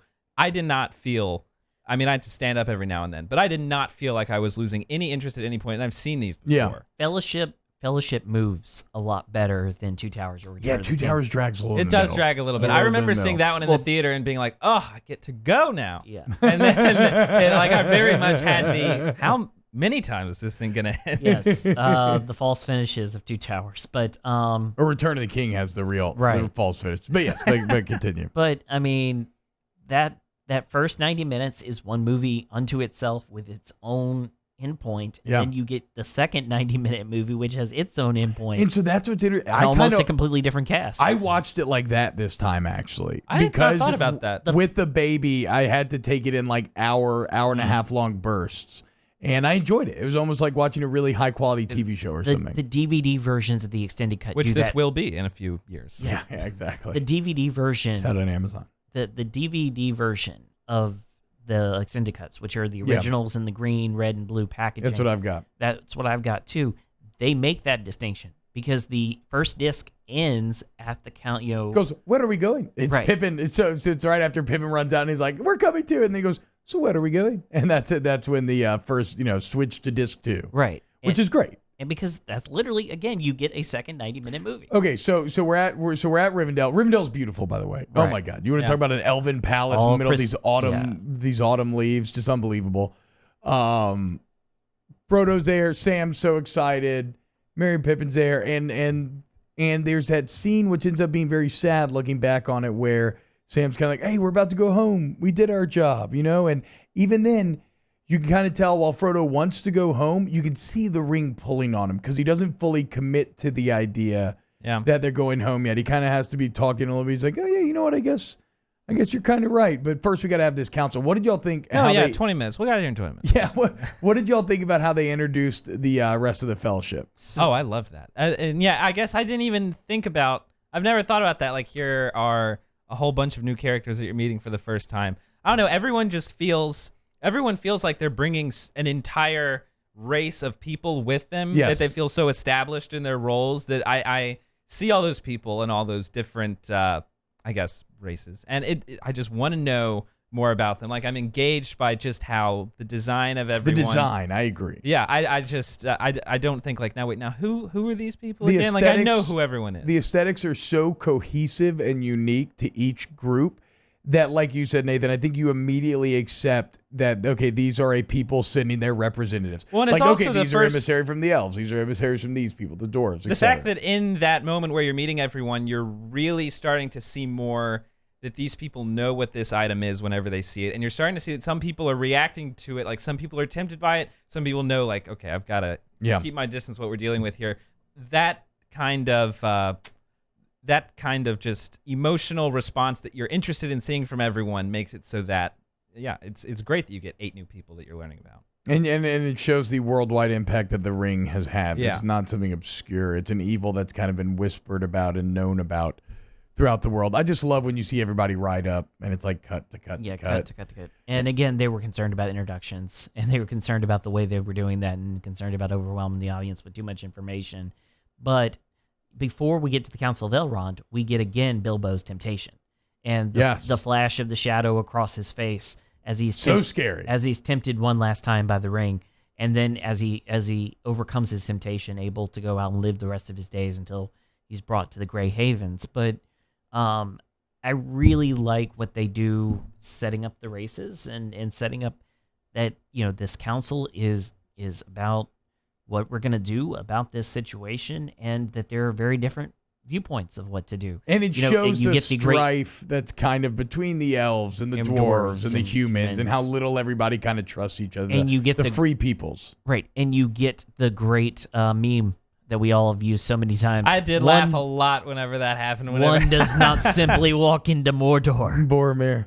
Yeah. Does not simply. Which It's so good, dude. Which, as it turns out, poison. Which, as it turns out, that whole thing, Sean Bean did not memorize. He had it written out on his leg, on a piece of paper, and so you will see him from time to time dip his head down and look. And that's how that happened. He's an because it was incredible actor, dude. because it was like his second or third day playing the character. He hasn't really gotten his comeuppance. It feels like. I mean, Game of Thrones, he's great. No, but he did. But he's become kind of memey, where they're like, oh, he never always dies. Like, I was struck by his performance as Boromir in this movie. It's really sad. That's one of the saddest moments. One of the most tragic. It's moments. a Shakespearean portrayal. Yes. Yeah, someone who he's a very good man, but I mean, the ring tempts everyone, and he can't hold into it, and it's just distraught that before he dies is what he gave into that, and it's tied back into the way it ends, because it when you get to Return of the King, and Jackson talks about this in the audio commentary, you have a better understanding of Boromir and why the ring is so powerful to Boromir. When you see his family, and when you get the whole story in Return of the King of what Gondor is and the shape that Minas Tirith is in, and how important this ring could be to turning the tide. And he's touching on it, right? Because he's talking about in the Council of Elrond, he's like, look, man, we're the ones on the front lines. We're the ones sacrificing everything. We now have the enemy, the weapon of the enemy. Like, we have the nuke. Why would we not use the nuke? And he doesn't understand that, he isn't quite wise enough, which makes sense. He's a man at arms. He is a man of physical action. He's a man trying to please his father, who is, even he understands is kind of out of his head. Yes, but he's also a man that has been raised and made his life off of being the best fighter, off of force deciding the day. Like, he wins and frees Osgiliath from more control through fighting. So he's like, yes, we should use this thing to fight. He doesn't quite understand that it will turn all your machinations to evil. So Council of Elrond, the group gets together. You see the kind of stubbornness of dwarves, Gimli going to try to break the ring. And then all of a sudden you've got this ragtag bunch that includes 4 hobbits, a very old wizard, an elf, a dwarf, and a couple of great legendary human warriors. Just an excellent alliance of people here. But the thing that I enjoyed the most about the council is the shot, the close-up of Gandalf, the moment that Frodo speaks up, and that Frodo commits himself to being the one to bring the ring. I will take it. And you just see Gandalf like a crestfallen. He's just like, oh. And the reason is the note that was given by Jackson to Ian McKellen for that shot was, imagine that you're a father in World War I, and you just find out that your son has committed to going and joining the fight. Yeah. And that's the look. Straight up. That's the look of understanding that, this is probably what needs to be done. But I wish it didn't have to be done by you. And now I'm going to do my best to take care of you so that you're prepared. I mean, it's so true. All of that is encapsulated in that one And he does look. such a great job, because the first thing that I think is that, there is a lot of sadness, but the first thing I think is that he realizes that this is it. Like, this, we're not really going to find another option here. This is the only thing that we're going to be able to do. I was just about to say that, Nathan. I think that there is an inevitability in his reaction, too, where he kind of knew, because there's no pushback at all. It's complete acceptance. And you get that same pushback again when you get to the snow, and you get to them being pounded by Saruman. Because Saruman's trying to force them into the mountain pass. Yeah, Gadras. And you get that same inevitability, and that same look of a fait accompli from Gandalf, like he knows what he has to do. It's like, I didn't want to go into Moria. I know there's something sketchy as hell down there, but I guess we have to. The buildup of Moria is also really, like, this movie, I forgot how scary it is. Like, it is a really scary movie. Especially as a kid, man. Yeah, and the buildup, the way that they build up that there is just pure darkness in Moria is really well done. So real quick before we get to Moria, one thing I love are the immediate, and I know these kind of came memey around Hobbit times, but I love the landscape walking shots. I mean, just some beautiful scenery shots showing how epic the journey is. And then you have a nice quiet moment where they're eating and they're hanging out and they're having fun. He's kind of, Boromir's training the hobbits with swords. So you have these nice, I just love those. It's the same thing that I love the Millennium Falcon scene in New Hope where they are playing chess. This feeling of like the downtime, right? I like the downtime scene where they're out there on the road, which of course gets interrupted by Saruman's spies. They get stopped from going through the mountain. They have to turn back, which great. So that snow scene, they said it was actually like 100 degrees in that room, and that snow, they're getting hit with this styrofoam or like, which stuck to everything, stuck to everything, including Fran's hair. Yeah, so they're actually sweating their ass off, having to act like they're freezing. Fran was the one directing that. All of the shots, all of the shots of people coming out through the snow. Aren't Fran Walsh and Peter Jackson a couple? They're married. All the shots of people coming out of the snow were all styrofoam, except for Legolas. Legolas was filmed at that shot was filmed at a different time at a different place, and he was buried under actual snow. Oh, wow. So he's the only one who actually... Which, just a note, I mean, people make fun of Orlando Bloom, and I like him a lot in the other movies. I'm not a big fan of Orlando Bloom here. I really? Not really. So this is, what's crazy? This is his first movie out of film school. Right. He went from film school to this movie. No, And Legolas, Pirates was afterwards. And Legolas is underserved here. Whoa. Look it up. Legolas is underserved here, but he gets his due and more to do in Dark Tower. No, but I do agree Towers. with Nathan where by the end of this series, he's a more confident actor than he is necessarily in the beginning. Same thing with Viggo Mortensen, who is a more accomplished swordsman. Yes. He was an extra 4 years earlier in some movies. So there you go, though, right? I mean, his first real role, and he's not only is he actually 19 years old, but then he's having to play 1,000-plus-year-old. I guess I don't know what I've been thinking. He's like 18 or 19 at the time, and he's having to play like a multi-thousand-year-old elven prince. Yeah, Orlando Bloom is one of those people who makes you wonder what you're doing with your life when you realize.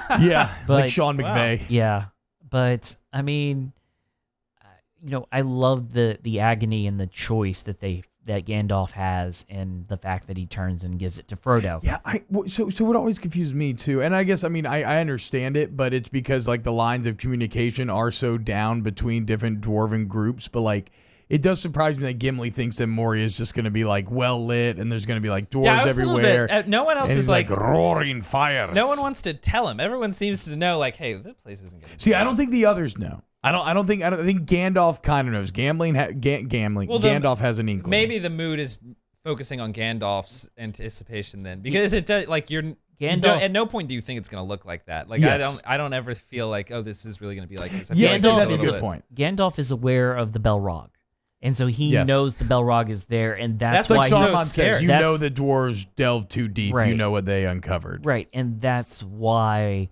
the agony and the weight of the world on Gandalf's shoulders, knowing, I don't want to go there. I know what will happen if I go there. I don't want to have to make that decision. So you know what? I'm not going to. I'm going to let the ring bearer decide. I mean, I know that Gandalf didn't necessarily know what had happened to the dwarves, but he had to know that it probably wasn't good. Like, he maybe could have given Gimli a heads up. Like, hey, man, like... don't get your hopes up. I did think, like, could we not have a series like this? I'm not going to, like, you'll see what it's like when you get there, but it's not going to be what you think. Gimli's just expecting to see all of his boys. They're going to be drinking and eating, like, having, like... No! Man. And then you get there, and there's a grave. But the whole scene is really good at the door of Moria. They say goodbye to Bill the Pony, which was a studio note. The studio execs at props to the studio. It seems like whenever they come in the studio execs mandated that if Bill the Pony was going to be in the movie, that Bill the Pony had to leave because they didn't want to have to deal with the questions of what happened to the pony when they got into these dangerous situations. Okay, that makes sense. So it's not bad. So they got Bill the Pony to leave. Gandalf he'll find his way home. Don't worry about him. He's a smart pony. Right. Which in the books there are wolves howling in the background as they let Bill the Pony go. So he's a smart pony. He'll be fine. Clearly. In the Kraken, which you get, or the lake monster, the Watcher in the water. The Watcher that you get in the water, and the fact that leads to the door caving in, which gives them Smart. no option. I like they that. walk in, they see how desolated it is. Gimli gets his hopes dashed. Yeah, because at that point, and nobody would go through Moria. You would Right. immediately turn and try to go to the Gap of Rohan. Right. And then, the Watcher, and then the destroying of the doorway, and then now you've got no choice. What y'all think about the Watcher fight scene? Do you think it held up? Because that one is more special effects heavy than that most. I remember whenever I saw this movie and like going back to school, like there were people that were allowed to see Lord of the Rings at this point, and then there were the kids that, there were kids that could and couldn't go see Lord of the Rings in theaters. And that was the thing that all of the kids were talking about, like that creature. Really? That was the thing everyone was talking like, oh, that was so awesome. And we made everyone feel like shit because they're like, ha, you didn't see it? That was the thing in the movie. Which is funny because that was Kate Winslet's boobs for me. Because there were some kids who were allowed to see Titanic. Me too. There were some that were allowed to see Titanic and some that were not. That would have been been the a much first cooler boobs I've thing ever to hang seen. over Yeah. people's heads. So, I mean, I like the story point. Again, utilizing that to push the story forward. And it's not just a meaningless set piece, which is something that plagues the Hobbit franchise. It's also a nice kind of finding of action in a book where that's seen as like 2 sentences. It's 2 sentences, and you don't see the monster's face. Yeah. Which they do show you the monster's face here. That monster, I must have been like a completely physical thing. It's creepy, and it looks like it's any other set. And it's a great piece of actually computer special effects that hold up for these movies. Right. Considering that was from 2001, it was well done. So they get a nice fight there. What I love too before that, when they're at the door, dude, Merry and Pippin are so hyped to see some wizard shit. They're like, oh yeah, like Gandalf's gonna know how to open this door. Yeah, let's see it. And then Gandalf, because you know how it is when you're already frustrated, you can't do something, and someone expects you to be able to do it. How angry that makes you. So you see Gandalf. I love that. What does he say? Like, if I were to crack your skull across this door, it might not help, but it'll at least get you to shut up. Yes, yes. Which, again, that was something they struggled with.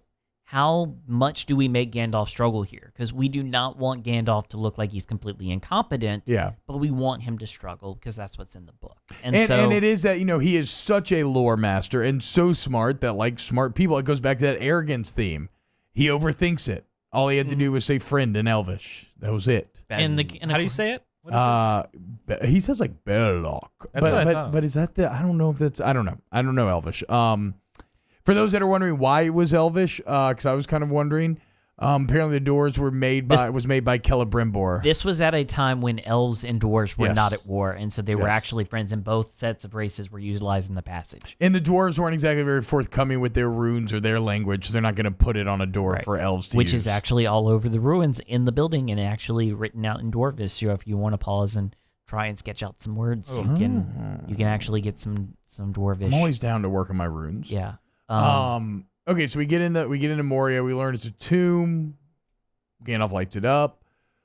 And it's the whole, just even when they're walking around before they get into like the main Khazad-dûm type area. Yeah, it's just that whole thing is so scary. It's the freaks me out watching it. the scene that I love is when Frodo, so they don't know where to go yet. They have the 3 ways to go. They're not entirely sure. And Frodo starts talking about Gollum because he's like, this guy's been following us. And there's a line that has always stuck with me because I was a pretty scared little kid. I still get very worried about things. And I remember, this is going to be weird. I remember, though, like that's around time of September 11th, right afterwards, right? So terrorism's the hot button issue. World wars, bombs, all this stuff, right? It was a very scary time. I was 11 years old, 12 years old at the time. I had never experienced anything like that up to that point. I didn't, the world was always relatively peaceful when I was younger, et cetera. And so I would get scared like at night about that kind of stuff. And I would make myself feel better by going back to the wisdom that Gandalf imparts upon Frodo, where Frodo's basically like, and rightfully so, he's like, I wish the ring never come to me. I wish it never happened. And Gandalf says, well, so do all who live to see such times. But that is not for them to decide. It's for them to decide what to do with the time that is given. And that is a line, they revisit that at the end of the movie, and I agree because that is a line that is incredibly wise, incredibly powerful, and to me at least was a light in dark times in my own life. And a foreshadowing that Gandalf knows his time is short. Yeah. Because he knows that he's going to have to deal with the Belrond. That's a good point. And he's trying to prepare Frodo for life without him. And so, we will get Gandalf the White. We all know that. But it's it's putting him in that headspace to be prepared for And what remember, happens. you don't know that, and that's what's weird about these movies. Rewatching, we have all of our foreknowledge. Like back in the day when Gandalf dies, like I thought he was dead. Oh no, Like, that was crazy. That was really tough whenever Gandalf died. Like And in a Gandalf's way- the dad that you want. And in a way, It's- though, he is, though, because Gandalf the Grey is dead, and the Grey is way my favorite over the White. It's funny, the Grey only has half a movie. The White gets No, the White a movie is and like- a half or 2 movies. It's kind of really, like 2 your movies. friend that like grows up and gets really mature and doesn't want to go out and get a beer anymore. Like they've got work to do Exactly. all the time. Exactly. It's- No more fun for Gandalf the Yeah. White. He has a kid now. He's not sitting down and smoking the pipe weed with you. Yeah, Which is we've why- got shit to do, young man. which is why I continually made that joke when Alice was born, that you had transitioned now. I know, Off dude. the It's White. so true. You're It's so boring. true. You're more powerful but boring. Yeah. I mean, basically, that's how I feel. The orc designs are really well done in Moria. Let's get into that. And then then the- so they the orc go into designs- they go into yeah. the room of Marzabul, which is the tomb, the the actual tomb. tomb itself. So you know the book that he gets, Nathan. Do you know who the dead dwarf is? Whose book that is? Isn't that the king? No, it is Owen from or Owen, I guess you should say. Or wait, it is Owen, right? He's the. Okay, well now I'm doubting myself. No, it's not. No, it's I not. feel like Brian knows. No, it's Ori. Excuse me, it's Ori. Who is the kind of goofy dwarf from the Hobbit movies, the kind of comedic relief one. The Jack, I'll hit him in his Really? Jackson. Yeah, he's known for being the scribe of the group. Okay. And so he's the one that is actually writing down "They are coming" and the drums in the deep. It's kind of a sad end That's to what. a. That's the to type a- of stuff. It's the type of stuff like that. Whenever he's reading that, that's the type of. It's not something that you see that's scary. It's just suspense that you would like. The best type of horror that you would see in a horror movie. It's just suspense. It's just reading down a passage Yes. of what happened here a long time ago. Drums and in the deep. yeah, Which yeah. is what works so great about pushing that skeleton off into the well, that- and that taking forever to you know actually hit how the bottom. you know how you have you know how you'll like watch a movie and you might not even have to be young. It could be when you're older and everything works so perfectly that even when you hear it, like I could hear Yes. that without even seeing the movie and I would still cringe because I can just feel the tension that's going on in that room. Like whenever they do that like swish pan and you just see the cavern inside of Moria, yet and you can just be another- like, oh man, no, you should not have done that. Yeah, no. another fuck up for Pippin too, man. He just can't help. He can't help but Throw screw up. yourself in. Yeah, do us all a And- favor. And then you get the miniatures of them, at the base, and all this the CG this completely CGI fellowship running through the halls next to these giant columns, which are miniatures, and then you get them running from the orcs, and then you get the before you even get to the bridge scene. Well, hold on. I want to stay in the tomb just for a second because like Nathan said, after the thing falls, it's kind of quiet for a second. Everybody's cool. Yeah, that's the scariest part And then because you- like, are yes, we good? it's the Are we tension. gonna be all right? Like you're trying to sneak out of the house, and like, then whoa. you hear the boom, Yeah. boom, and the same drums that you just referenced in the book are suddenly back, and now we're finally into our first kind of view of the actual enemy, and they look scary as hell, right? Boromir sticks his head out, almost gets hit with an arrow. It also gives you an The idea of what troll. kind of warriors we're dealing with too, because when Aragorn and Legolas, I'll never forget when they start shooting through that tiny little hole and nailing orcs. I'm like, oh, okay, these guys got some skills, and then all of a sudden, just all hell breaks loose. We've got a cave troll on the scene. We've got these orcs that just look fantastic. I guess goblins, technically. The masks, the practical effects hold up so well, and it's because they're not digital; they're digitally enhanced, like their eyes are. But the rest of it's all real and practical, and it feels real. Not to talk about the Hobbit, but I was so amazed at how unscary the orcs were. 'Cause they went like, all they look CG. so clean. Yeah. Yeah, I know. Exactly. So, but Terrible. and I feel bad for the cave troll. They which do a good job making him a sympathetic character with Right. that dying noise that he makes, that kind Right. of somber. They- Well, Peter Jackson said that he wanted it to feel as if this cave troll was Like a massive dog. a yeah, kid, pressed into a action. kid who had a mom, some home waiting for him with some cookies and milk by the bedside, just waiting for him to come home, and he was never going to come home. Yeah. It's again, it's not placing evil on that individual. It's saying that individual had been corrupted and used by others. His innocence had been Yeah. taken and used and abused, which is another great theme from Tolkien. What did y'all actually think about the fight scene in that room? I like the way it's choreographed. I like the pacing. Some of the set pieces, the set pieces that are involved in the fight are cool.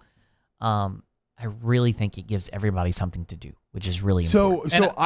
I'm sorry, go ahead. Well, Dave. I was going to say kind of like, with big action movies or things like this, kind of like, well, Marvel is the one that does action all the time in all the movies. Like sometimes you get good ones, sometimes you get bad ones, and the bad ones are the ones where you don't really care what's happening with the characters. Like the action could look cool, but in every like Ready Player One. Continue. Or okay. All right. Well, sorry. I apologize. With the dark with Malekith just coming in his ship trying to go through the nine realms. Yeah, exactly. That's Marvel. Yes. Yeah. Okay. I don't know what that. I'm not as good with Marvel, but yeah. Whenever, like every fight scene in Lord of the Rings, including this one, I care so much about all of these characters that, I'm on the edge of my seat even just watching this fight scene, because anything that happens to these characters is going to be absolutely devastating. I think when you see some of how fancy Legolas battles here, I think you see the kind of seeds being laid as to how Legolas's set pieces are going to get more and more crazy as these movies go on. I must say, I do get a little bit of troll to the Oliphant. I get a little bit of like a snicker whenever towards the end that orc battle and Legolas is just one shot. And Legolas is just...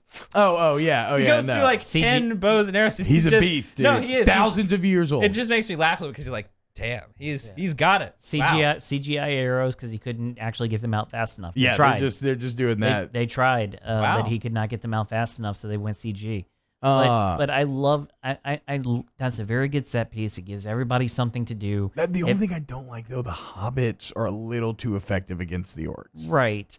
In my opinion. I like showing the bravery of Merry and Pippin diving onto the cave troll and everything, but Sam took out like 3 or 4 in a row with a frying pan. But again, that you have to take into account that Strider and Boromir have been with them for a little while now, teaching them some tricks. And I think they've got a little martial skill, right. but it does kind of... Some luck. Yeah. It makes the goblins seem a little wholly ineffectual. It's like if they can't... Like all that happens out of all that crazy fight scene is it takes a cave troll to almost get a wound on Frodo. Or I say it would have been a kill. Yeah. So a cave troll to almost get a kill on Frodo. Like maybe another hobbit should have gotten like snatched up and almost killed and had to be rescued or something. They were maybe a little too successful. Right. But then again, they're tiny little guys. They're quick. I don't know. Right? Like something the goblins aren't expecting. The whole point there is to set up the chainmail. I've never really which is ironically being which was what was mined in Moria. Yeah. Was the chainmail. Mithril. But what was it? What was being mined there? Mithril.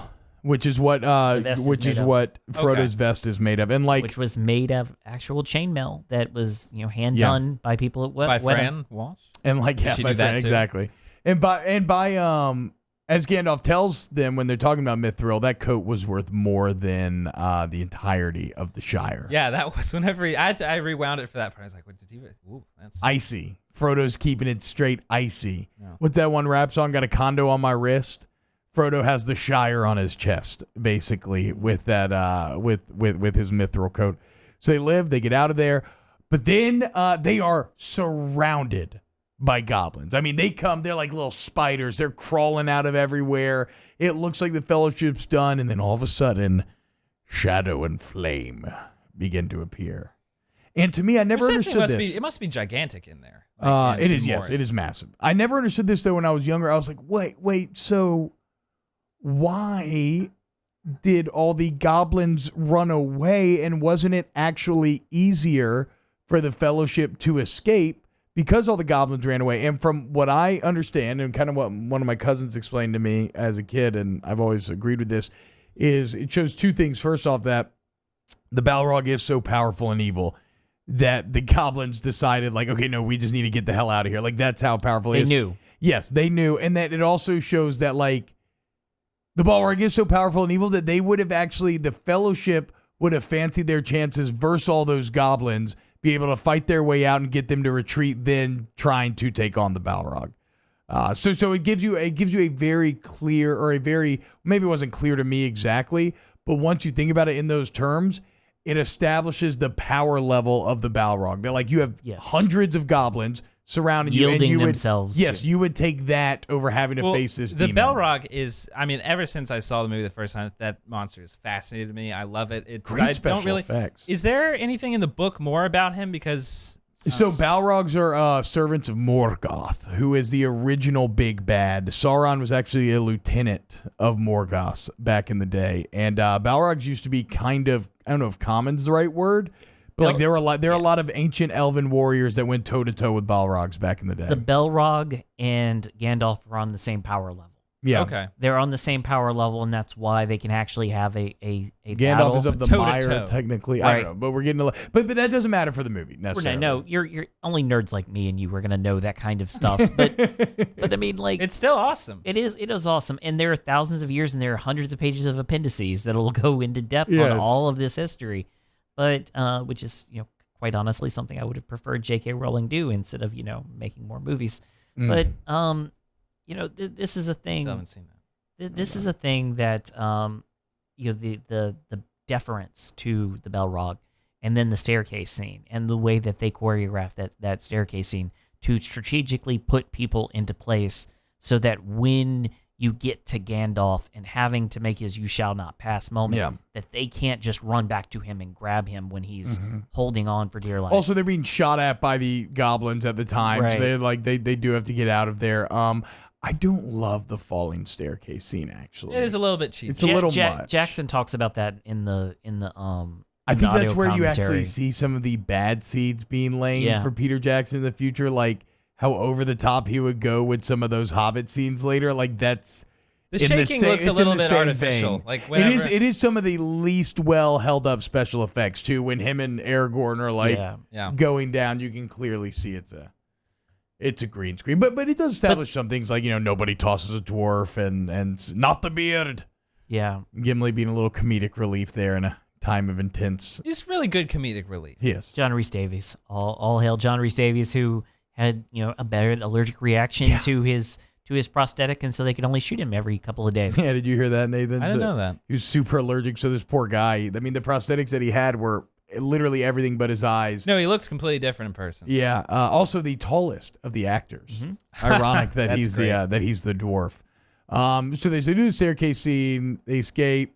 The classic You shall yes. not pass. Oh no, and that's when the Balrog flexes and all the That's- flames come out. Oh, I've always so badass looking. I've always thought whenever watching Empire Strikes Back how just fucking awesome it must have been to be there whenever you hear "I am your father." Yes. And whenever I saw that, I was like, oh. I That's a was good in the point. theater whenever I heard "You shall Yes. not pass." Like I got to hear that. I never considered that. That's a really good point. One of those legendary movie moments. It's awesome. Oh, it's so badass. He's Fly, you fools. Yeah. I say it along with it every time. I said, "Fly, you fool." Also, it's like, come on, Gandalf, you could have pulled yourself up, but as he knows, He could had, have. he could He have, very but well he had, could but have. he knew what he was doing. He was like, no, Why I'm did he going have toe to toe with this Balrog. He wanted to. I mean, That's an existential debate that goes on along the lines of why are metachlorians a thing in the Star Wars universe. Yeah, I mean, I feel like that's a much less I interesting feel like debate. I could give I could give my own justify. Like I could justify. I don't know about the lore answer. the lore answer to me has always been that Gandalf is a being who understood and knew where he was going and what was going to. It's almost a Christ-like thing in the sense that Christ in the garden knows what's coming and asks for relief, but knows that if relief doesn't come, that he's prepared to do what he has to do. In the same way, Gandalf is on the mountain in the snow. He knows that if he goes into Moria, he is not coming out, that he will not finish the journey. And so he puts it in the hands of Frodo. Frodo makes the decision for them to go. Once they go, he talks to Frodo, gives him the lecture to prepare him for life after himself, and then he comes to the moment of the cross, or the moment with the Balrog. He sacrifices himself. He flies into the pit, and then, of course, as we learn in Two Towers, the resurrection occurs, and he is brought back to life, and now he is. It's I never considered that very Jesus story arc. There. Right, and his sacrifice allows the Fellowship to continue on with their mission to that absolve. does still kind of beg the question of why though did he feel the need to go finish off the Balrog if he was the Balrog going to would be have out of probably. I mean, the Balrog would have lived, but he probably that's what I'm thinking. Is that he maybe thought of ridding the world of a great evil? Maybe he thought that the Balrog would have put them back in immediate danger. I don't exactly know, but the Balrog, you have to get rid of the Balrog in order to protect them to make sure they can get out of Moria safely and get to Lothlorien. It could have been like just turning around, being like, "Listen, I gotta fight this guy." So Gandalf dies. The song that immediately follows, that high-pitched, kind of very somber wail, is one of my favorite songs in all of the Lord of the Rings universe in terms of immediately stirring up emotion. Right up there with Pippin's song, or Mary's song. Home is behind the way. Which one? The one from Return of the King. Yeah. I think that's the one I'm saying. Either way, that one's great too. It's when when Faramir's Distant shadows. Yeah, well, we're all very good singers. Let me just take a second. You want to sing the whole thing? So that, but then everybody's crying. I will do that for like one more Mark Sanchez jersey. I own like, I haven't gotten my Redskins. We can't bring up Mark Sanchez here. We can't get into Sanchez conversations. But the scene when Frodo turns around, tears in his eye. Elijah Wood has almost, his face is like a Renaissance painting. Like he's got kind of like he looks like a child, he looks like a man, he looks like a woman. He's got it is insane how much of a painting his face looks like in some of these scenes. Also a really weird actor. Like to go through what Elijah Wood's career has been after Lord of the Rings is really odd. Also another guy, he was like 20 or 19 or 21 again, at the time for a guy whose biggest role at the time was freaking Deep Impact. Yeah. Deep Impact. What about The Faculty? Was The Faculty out yet? I fucking hate it. Was that out yet? Deep Impact. 81, so he would have been Pleasantville. like a little over 20 whenever this happened. He would have been 20 years what old. am I doing with my life? Yeah, he would I have know. been my age. Yeah, I know. Don't worry about it. Lord. So when you, I think I that quit. scene again being the first day for everyone, being very emotional, being able to make that work. Then you get to the forest. Yeah, that's crazy. Then, so they didn't even work to Ian McKellen. And then you get to the forest, and then you get to them being suspicious, and then you get the Galadriel stuff.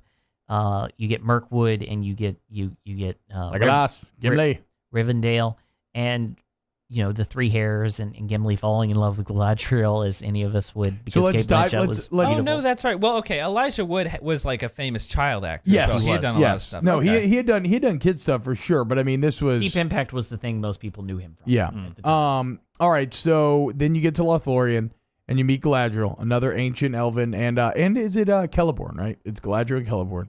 Another ancient elven couple there. I think they did the movie because it's hard. So Galadriel's a character where she's in your head a lot, right? In a book, it's easy to get that across. It is hard to do that in a movie. How they shot it, I thought was excellent.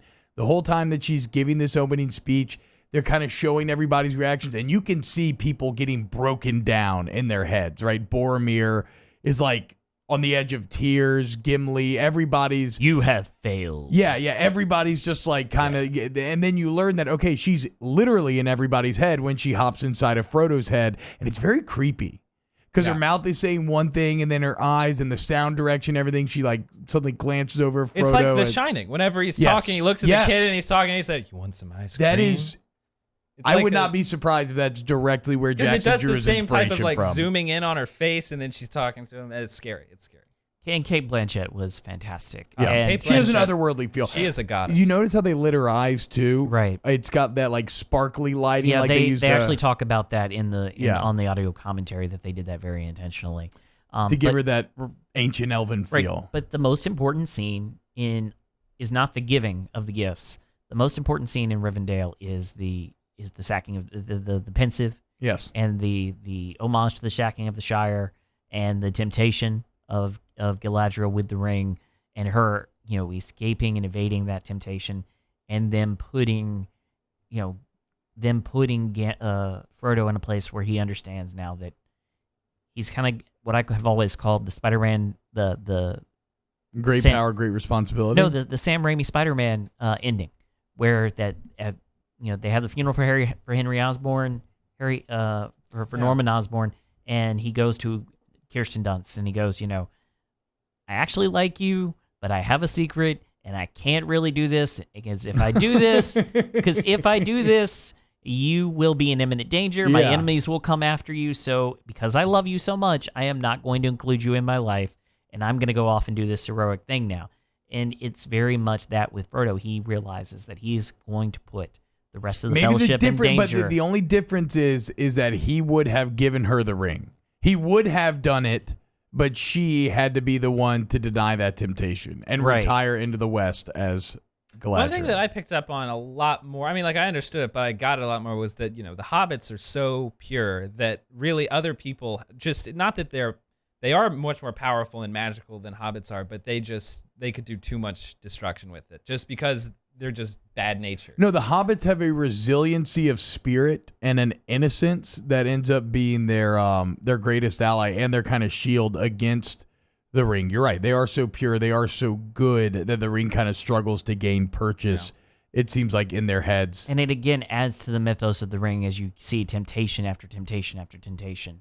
And you see what is brought out of people when... And we learned that Galadriel's a ring bearer. Right. So if anybody understands rings and everybody could potentially control the ring, again, she would be. She's in the prologue. Yeah, she is. She's picking up the ring. Yeah, she's in the prologue. And so they have a unique bond because they are ring bearers. I thought it was as a kid, I remember being very scared with how they filmed it. When she goes into negative or whatever, and like it's very loud and it's like kind of unrelenting in its loudness. Yes. Very shrill and deep. But dark and terrible to behold. Kind of a Christmas Carol type deal, and then she, but what she says is true. If I were to wield the ring, I would be 5,000 times worse than Sauron. Yeah, yeah. So I mean, it again to see that temptation, and then to get to the gift giving, which in the theatrical cut, do they even do the gifts? No. In the theatrical cut, you just see them on the rafts and then the boats, and then all of a sudden they have these cloaks, and you don't know where these cloaks came from. Yeah, just like. It's like a little addition where Legolas goes, it was really nice of her to give us all these things. I always loved how Merry and Pippin get the knives and then Sam gets the rope and he's like, I mean, but as Peter Jackson and Fran and Penelope point out in the commentary, they're all things that come back in the next two movies. They're all things that these guys 100%. He gets more use out of the rope than even Merry and Pippin do out of the knife. The rope ends up being the best. And that speaks to almost the entire theme of the movie, right? The most unexpected, the seemingly humblest individuals or gifts having the biggest impact. Without that rope, they don't make it through the Emon Wheel. They don't capture, like they can't make it to Mordor. Right. Still not as important as Galadriel's 3 hairs. Well, I thought you were going to say the Light of Elbereth, which you could argue that. Gimli does get hyped for those 3 golden hairs, though. Yeah, it made very creepy thinking about what he was doing with those 3 hairs and where he was keeping them on his very long journey. Don't dwarven masturbation shame here, okay? They too have needs. I mean, look, Gimli thinks somebody's beautiful when he's saying that she's more beautiful than like the caves and the jewels in caves and everything. So he loves Galadriel. So they leave Lothlorien. They're rushing down the Anduin. I love the Anduin scenes. Beautiful looking. The Argonaut or whatever it's called. Not the Argonaut. What's it called? The gate to the old way. Two more bigatures. Again, those are miniatures. Bigatures, and they were also in the poster. The very first poster that was ever released for Lord of the Rings was that tiny little boat with those things. With those 2 things and the title in the middle. Yeah, I remember that. So again, and I think that's what it is. That's the post. It's the same poster for the extended. Yeah, I think that's the cover. And it's my favorite. My favorite artwork from the film. I don't know. I mean, I like the idea that they invented this orc, this master orc that they born again. Going back to Sauron's idea that he could create life, that he had mastered that part of the universe. Saruman, yes, and that we get into a place where they're literally marrying each other. One's flowing down the river, the other one's running down the banks, and we're pushing ourselves to this culminating moment where the two are going to meet and get our conclusion. Yeah, so in the background of everything we've been talking about, Saruman has built up this orc army, destroyed tons of trees. Yes, destroyed tons of trees, which will come into play later. But he is now, and he knows. He is a lore master. He knows about the halflings. He knows about the ring, and so he is sending Lurtz to go get it. Amon Hen. Okay, so one scene in Lothlorien that I wanted to mention was Boromir telling Frodo to not carry the weight of the dead. It's a very humanizing moment for Boromir. Also, that entire scene where they're listening to Lament of Gandalf and sleeping and stuff, it's another downtime scene, which I love, which humanizes everybody. But Boromir especially, talking about how, look, man, Frodo, what you have to do, I've been through a lot of crap, right? what you have to do is already tough enough without you carrying the weight of the dead. You have to let it go. It lends more impact than just a few minutes later when we now see Boromir finally give in to that temptation of the ring. But what I like the most about the extended cuts is you get Aragorn and Boromir, more of that story. Yeah. So that it really does become a true subplot with the two of them. Where Boromir's like, hey man, we're gonna ride back to Gondor, Lords of Gondor together. We're gonna like save everything. We're gonna do it one day, me and you together. But then they get to Amon Hen. Boromir's a little frustrated. He's like, now that they're kind of at the doorstep more, he's like, I don't think we should do this. Finds Frodo out there one-on-one, and he tries. Just picking up wood for the fire. And then he tries to take the ring from Frodo. I love Sean Bean's performance here. Mm-hmm. Whenever Sean Bean, whenever he realizes what he's done. Yes, it's so. He sounds like a broken man, and he's got like the leaves hanging from his hair, and he's like looking scraggly because he had tried to grab Frodo before Frodo went invisible and kicked him away. But his immediate, and it shows the just calling out for Frodo, like, yes, oh shit. It's the immediate like shouldn't have personality change that he goes through that also shows the pull of the ring, where he's furious 1 second, and then he is in the depths of he's in the depths of despair, regret the next. Yes, his Judas moment, which is portrayed out in Passion and in Last Temptation of the Christ, of him just realizing what he had actually done. But at least he redeems himself a bit more than because he saves Judas people. does. Yes, because he saves people, and it goes back. The Merry and Pippin thing goes back to their interaction earlier in the film, and lends that weight. And Boromir's death is also tragic. So Frodo picks up the ring. He sees the eye very close. Very scary stuff. I see you, and then all of a sudden the Uruk-hai are here. Much scarier orcs than even the goblins were. Yeah. Big tanks, like just huge guys. And Aragorn just stares down about 100 of them. And once again, we're like learning more and more about the type of warrior that Aragorn is. Like, okay, this dude is just an absolute monster because he takes on everybody, and he holds his own before they go to get Frodo. What's the name of the main orc? The one that's like Lurtz. Yeah, whenever he takes him on, it's that's a very intense battle. But he gets him fair and square, and in a way that you hear a hoorah from everyone watching. So there's a lot of selfless moves here. First, Aragorn defending Frodo, knowing, look, this fight has a good chance of getting me killed. Then there is Merry and Pippin, who could have stayed hidden and not been discovered and probably gotten away to help Frodo escape. They end up running out in the open, distracting orcs. Then you have Boromir's redemption, where he goes to save Merry and Pippin, kills about 20 orcs before he starts getting littered with arrows. And then you have Boromir looking like he's about to die with a point-blank shot. And Aragorn comes in, and then there's the Lurtz fight scene, which, as you said, Nathan, is great. I love Lurtz's insanity levels. Not only does he lick the blood off the knife that he got stabbed with, but then even at the end, he's already got an arm chopped off. Aragorn stabs him in the belly. He grabs the blade and pushes pulls it him closer. Pulls it all the way in him as he's like, yelling in his face. But I love it because it's not like he did anything after that. Aragorn just immediately chops his head off. It was the ultimate, like, yeah, you got me, but I'm crazy, motherfucker. Like, I'm coming for this. Just very orcish, I guess you could say. Yeah. But Aragorn kills him, and then we have the death scene with Boromir and Aragorn. Those are some massive arrows. I forgot how big the arrows are that he's getting shot with. And I love that scene between the two of them because you've had the development of the full subplot in the extended, it makes it way more meaningful than it is in the theatrical cut. When he's talking about how I would have called you king, right? My brother, my brother, my friend, my king. And it's sad to think about this legendary hero kind of going out in such a kind of unknown, a quiet part of the world. Yes, kind of a skirmish when he's won wars. And putting him in the boat and doing the funeral. And then, of course, we get the information later about what his role was in his homeland and how his father reacts to his death. Yeah, I guess you don't even really appreciate how big of a deal Boromir dying is until you would rewatch it after the other movies. Right. And then, of course, you get you get the moment where it's very much about, you get an indication of who Aragorn really is. Like it's hinted at, especially with the conversations with Liv Tyler's character, but you get the understanding there is a king in hiding. Yes, that's a good point. There's a king in hiding, and that he's going to have to go on this journey, especially in the next 2 movies of and really, who am I and what do I want to be. With Boromir, that's explained throughout the entire movie, or explored, like that. Boromir kind of is the leader of Gondor, but Aragorn's technically the heir to be the leader of Gondor. And so through all of this, Frodo's kind of come to the realization, I'm gonna have to do this alone. Everybody's breaking, the ring's making people crazy. I can't trust anybody. So Frodo goes to leave, and then we come to our best moment of sacrifice. I cried a little bit. Yes, so good.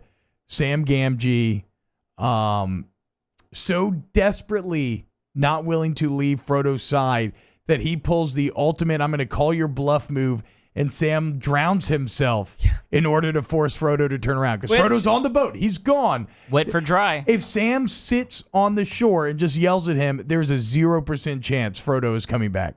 He's already made up his mind, but Sam goes in the water knowing he can't swim, starts to drown so that Frodo has to come back for him. Yes. Samwise. Yes. The man. And Sam, I remember watching Return of the King whenever I was a kid. Return of the King was actually a movie that we had in the car. Like, that'd be the movie that we'd watch all the time in the car. Nice. Sam, whenever, I know I'm going to be a mess whenever all those scenes that Sam has in the third movie. Even when Frodo tells Sam to go home. Yeah. It's so crushing. Which is even more soul crushing in the book. But I imagine. But I loved that Wet for Dry. The effect is very well, holds up very well. The Wet for Dry. And what do you mean wet for dry? Shooting it as wet as dry, but putting in the wet special effects and having wind blowing the cape and stuff up. Oh, he wasn't actually in tanker. water? Like that last scene in Shape of Water. Same there. It's pretty weird. Okay, interesting. And then the hand reaching down and saying, and then let's go on this journey together. And then you get the call to action for, let's go hunt some orcs. Yes, Aragorn also kind of sees the writing on the wall, like, because Legolas is like, hey, come on, they already left. And Aragorn's like, look, man. And I think Boromir probably, upon rewatching it, I kind of felt like his interaction with Boromir kind of drove this home, but Aragorn's starting to realize now his path lies elsewhere. Yeah. Ideally, he would want to be on a secret mission with the ring. He doesn't want the spotlight. He doesn't want to be the king. Like, he would want to just be in this small group going to Mordor, not a ton of responsibility. Instead, Boromir's death, I think, gets kind of driven home. No, look, I need to work towards my destiny. My king. Yes. My friend, my brother, my king. And you are the rightful king. Go take your place. And it's between that struggle of what he has to do and who he is and taking up his mantle and the struggle with his lover and, wanting to give her up because he doesn't want to bound her to a mortal life where she would eventually die. Yeah. It's great character development by a great actor and great writing. And, that's where we kind of leave everything and then, pick up in Two Towers and go on a nonstop journey. And which I know Two Towers is the one that, everyone says is the weakest one. And it probably is, but that's where most of the memorable, Return of the King is. But that's a bunch of the fun stuff. Yes, it's just the only part about Two Towers is and they talk about a lot. Middle chapters are generally very hard to do. Because you're going to somewhere. It's the pit stop in between two destinations. Like, it's hard for a middle movie to exist on its own, right? It's like Empire Strikes Back. I love Empire. It doesn't really tell a whole story, though, right? It's kind of it's a middle chapter. I think the Two Towers Extended Edition is much better than the original cut, much better. It's the starkest difference, and while the Two Towers has some low moments, it has some incredibly high moments. Yeah, and then it's got Gollum. So the Gollum, and again, Helm's Deep, and again, they took Gollum out. Grima Wormtongue. They took even more Gollum out of the theatrical cut. Because in the extended cut, you have the scene of him floating on the log. You have him following him through the mines of Moria. Yeah, he's established a little bit more in Fellowship. You have Gandalf talking about him to Frodo. Which that quote comes back in the final scene with Frodo and Sam kind of reestablishing, like, look, because really, and why they need to replay that quote is because Frodo at that point has, on his own, not even thinking Sam was coming with him, has made the decision, I am going to decide what I do with my time, and I am going to sacrifice myself and go try to destroy this ring for the good of the world. It's a very powerful sentiment. Right.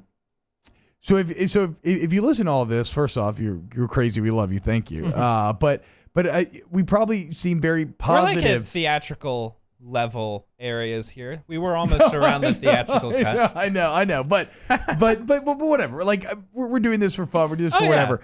But my deal is it was all very positive about this movie. How did you come away after rewatching it? Like, what has changed since you first saw it? What is the name of the last battle that where Boromir dies? Excuse me. Last battle. Amon Hen. The Battle of Amon Hen. Well, the Battle of Amon Hen visually, I feel is a little bit limp. Except for the head, the stone head that is right there. That is great. That they wish that they Jackson. I did. Whenever that showed up, I did think like the attention to detail to bring this thing in and to make it look like it's been sitting there for like 1,000 years. And Jackson said that he wished you would have put the whole body. They did not think about putting the whole body there because it would have come in handy for the fight scene. You could have done some interesting things with that. Watch out, though, Peter Jackson. Right. You can have too much of a set to work with, and you can end up with a bunch of people doing cartwheels down a river while running away from orcs. But give him whatever he wants. But I did think that it's an intimate fight as compared to something like Helm's Deep, which is just massive in scope. But even Helm's Deep feels intimate compared to Pelennor Fields. Like it is a fellowship. This entire movie series is you see it evolving in scope the entire time until the end. The biggest takeaway I had was that this is the most effective setup movie I've ever seen. This is the greatest origin story. It's right up there with Iron Man. Yeah, it's right up there with Iron Man. It's right up there with Raimi's original Spider-Man movie. I mean, I've always felt that way about New Hope. I'm a New sucker Hope as well because you do lay the foundations. 1,000 years, the Jedi Knights were the guardians of peace and justice until the dark times and before the Empire. Oh. So you get that in there. Obi-Wan remembers. Right, and then how they had all this massive stuff to achieve that we at the time felt was impossible to achieve, and they did one good movie, and they made one good movie, and it gave them permission to go back and put a lot of footage in to do Two Towers and Return of the King. Yeah, they definitely had bigger budgets for pickups and everything and post first movie success. And then we get what we get, and I feel like looking back on it almost 20 years later, it is a remarkable cinematic achievement in terms of what they had. No, it's great. Dude. There's almost like it's silly. It's the most. There's just not a lot of weaknesses, dude. That's what I'm saying. Fellowship is the most rewatchable of the three movies. I would agree with that. Because Return of the King, even in its original length time, that's your entire. Throughout my life, I've always revisited Fellowship, and really, a lot of times I don't even get past the Shire scenes. Just the Shire is so wonderful and beautiful and happy. Da-da-dun-dun. Yeah. The Concerning Hobbit song is incredible. Howard Shore's score deserves a lot of credit. We haven't mentioned his name yet. Weta Workshop, digital, and the actual workshop itself. Like we said, the design is spectacular. And now we've got this world established that we're going to continue to explore. But I was struck because it's been a few years now, I realized, since I've sat down and really intently watched these movies. And I got hooked all over again. I watched them in Blu-ray, which they look fantastic. Yes. I thought I had the extended editions. I don't, so I had to get them on Amazon, which means I don't have the director's commentary, which we've talked about before. Which also means you don't have the appendices, which are my single favorite making of the all only time. Versions of the film to own are the extended editions. I agree, and that is another thing that's interesting is that the extended editions I feel are far better than the theatrical cut. Oh yeah, no, I mean, if they are longer. You get an extra hour sometimes, and it doesn't feel like you're really being slowed down at all. But I wanted to thank you, T-Bob, for giving me the opportunity to come on and talk some more Lord Absolutely. of the Rings. Listen to Movies on the Brain podcast. I've been a guest a bunch of times on there. We'll be again soon. It's a great time.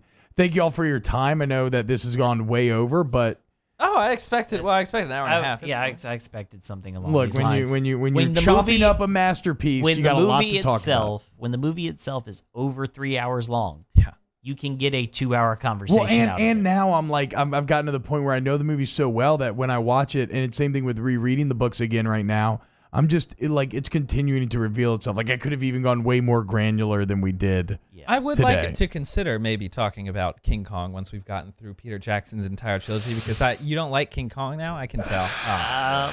He's really like King Kong. I love King Kong. He's also the guy.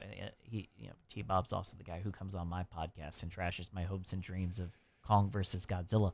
Yeah, I don't know, man. I fell asleep during King Kong. I love King Kong. This King Kong, Jackson's King Kong is interesting. if I'm gonna do a podcast, King Kong on steroids. if I'm gonna do any podcast on any Jackson movie, Heavenly Creatures would be the one. Immortal Engines. And Mortal. I saw a trailer for it. The Come on, trailers don't look great. Dude. I already They don't have. look great. I already have my tickets. Of course. But I saw Lovely Bones for the first time like 2 weeks ago. And Lovely Bones would be another. I mean, You want to see everything that's going wrong with Peter Jackson's sensibilities. It's all right there for like 2 hours and 15 minutes. Well, look, at least King Kong. King Kong, he's made movies that have reviewed well since. Like Lovely Bones didn't. The worst. But King Kong did. King Kong won an Oscar. What else has he done? He's that new World War I movie he's working on right now. Looks that came out in the fascinating. UK. That's not out here. I don't know why. Well, it's a BBC documentary. It's called, called "And They Shall Not Grow Old." Yeah. It's color restoration of old World War II footage. No, World War One. One. World War I footage because it's the centennial of that. Yep. But Lovely Bones is his color palette and his sensibilities run amok. Heavenly Creatures is him not being a well-known director, Kate Winslet not being a well-known actress, in the story of a lesbian drama. Yeah, I can't believe I haven't seen that yet. A lesbian murder drama, which is awesome. But Jackson has entered into, Lucas territory. He's entered into J.K. Rowling territory where and it's not his own fault. I mean, for all the sins of The Hobbit, he did not intend on directing those movies. No, he did not intend on creating that trilogy. He was just going to produce and be along for the ride. And then Del Toro backs out. MGM has the bankruptcy. And, they had no pre-production time Right. either. They spent years in pre-production on these movies. He spent a few weeks on The Hobbit. 3 years. Yeah. 3 years before they rolled cameras. Yes, exactly. Like Jackson worked in these movies for forever. Okay, yeah, we got to end this thing. We could talk all day. We love Lord of the Rings. This is our Fellowship episode. We'll come back with Two Towers next week, and we also got Return of the King. If you enjoyed this, we're glad you enjoyed it. Y'all have an excellent day, and we will see y'all later.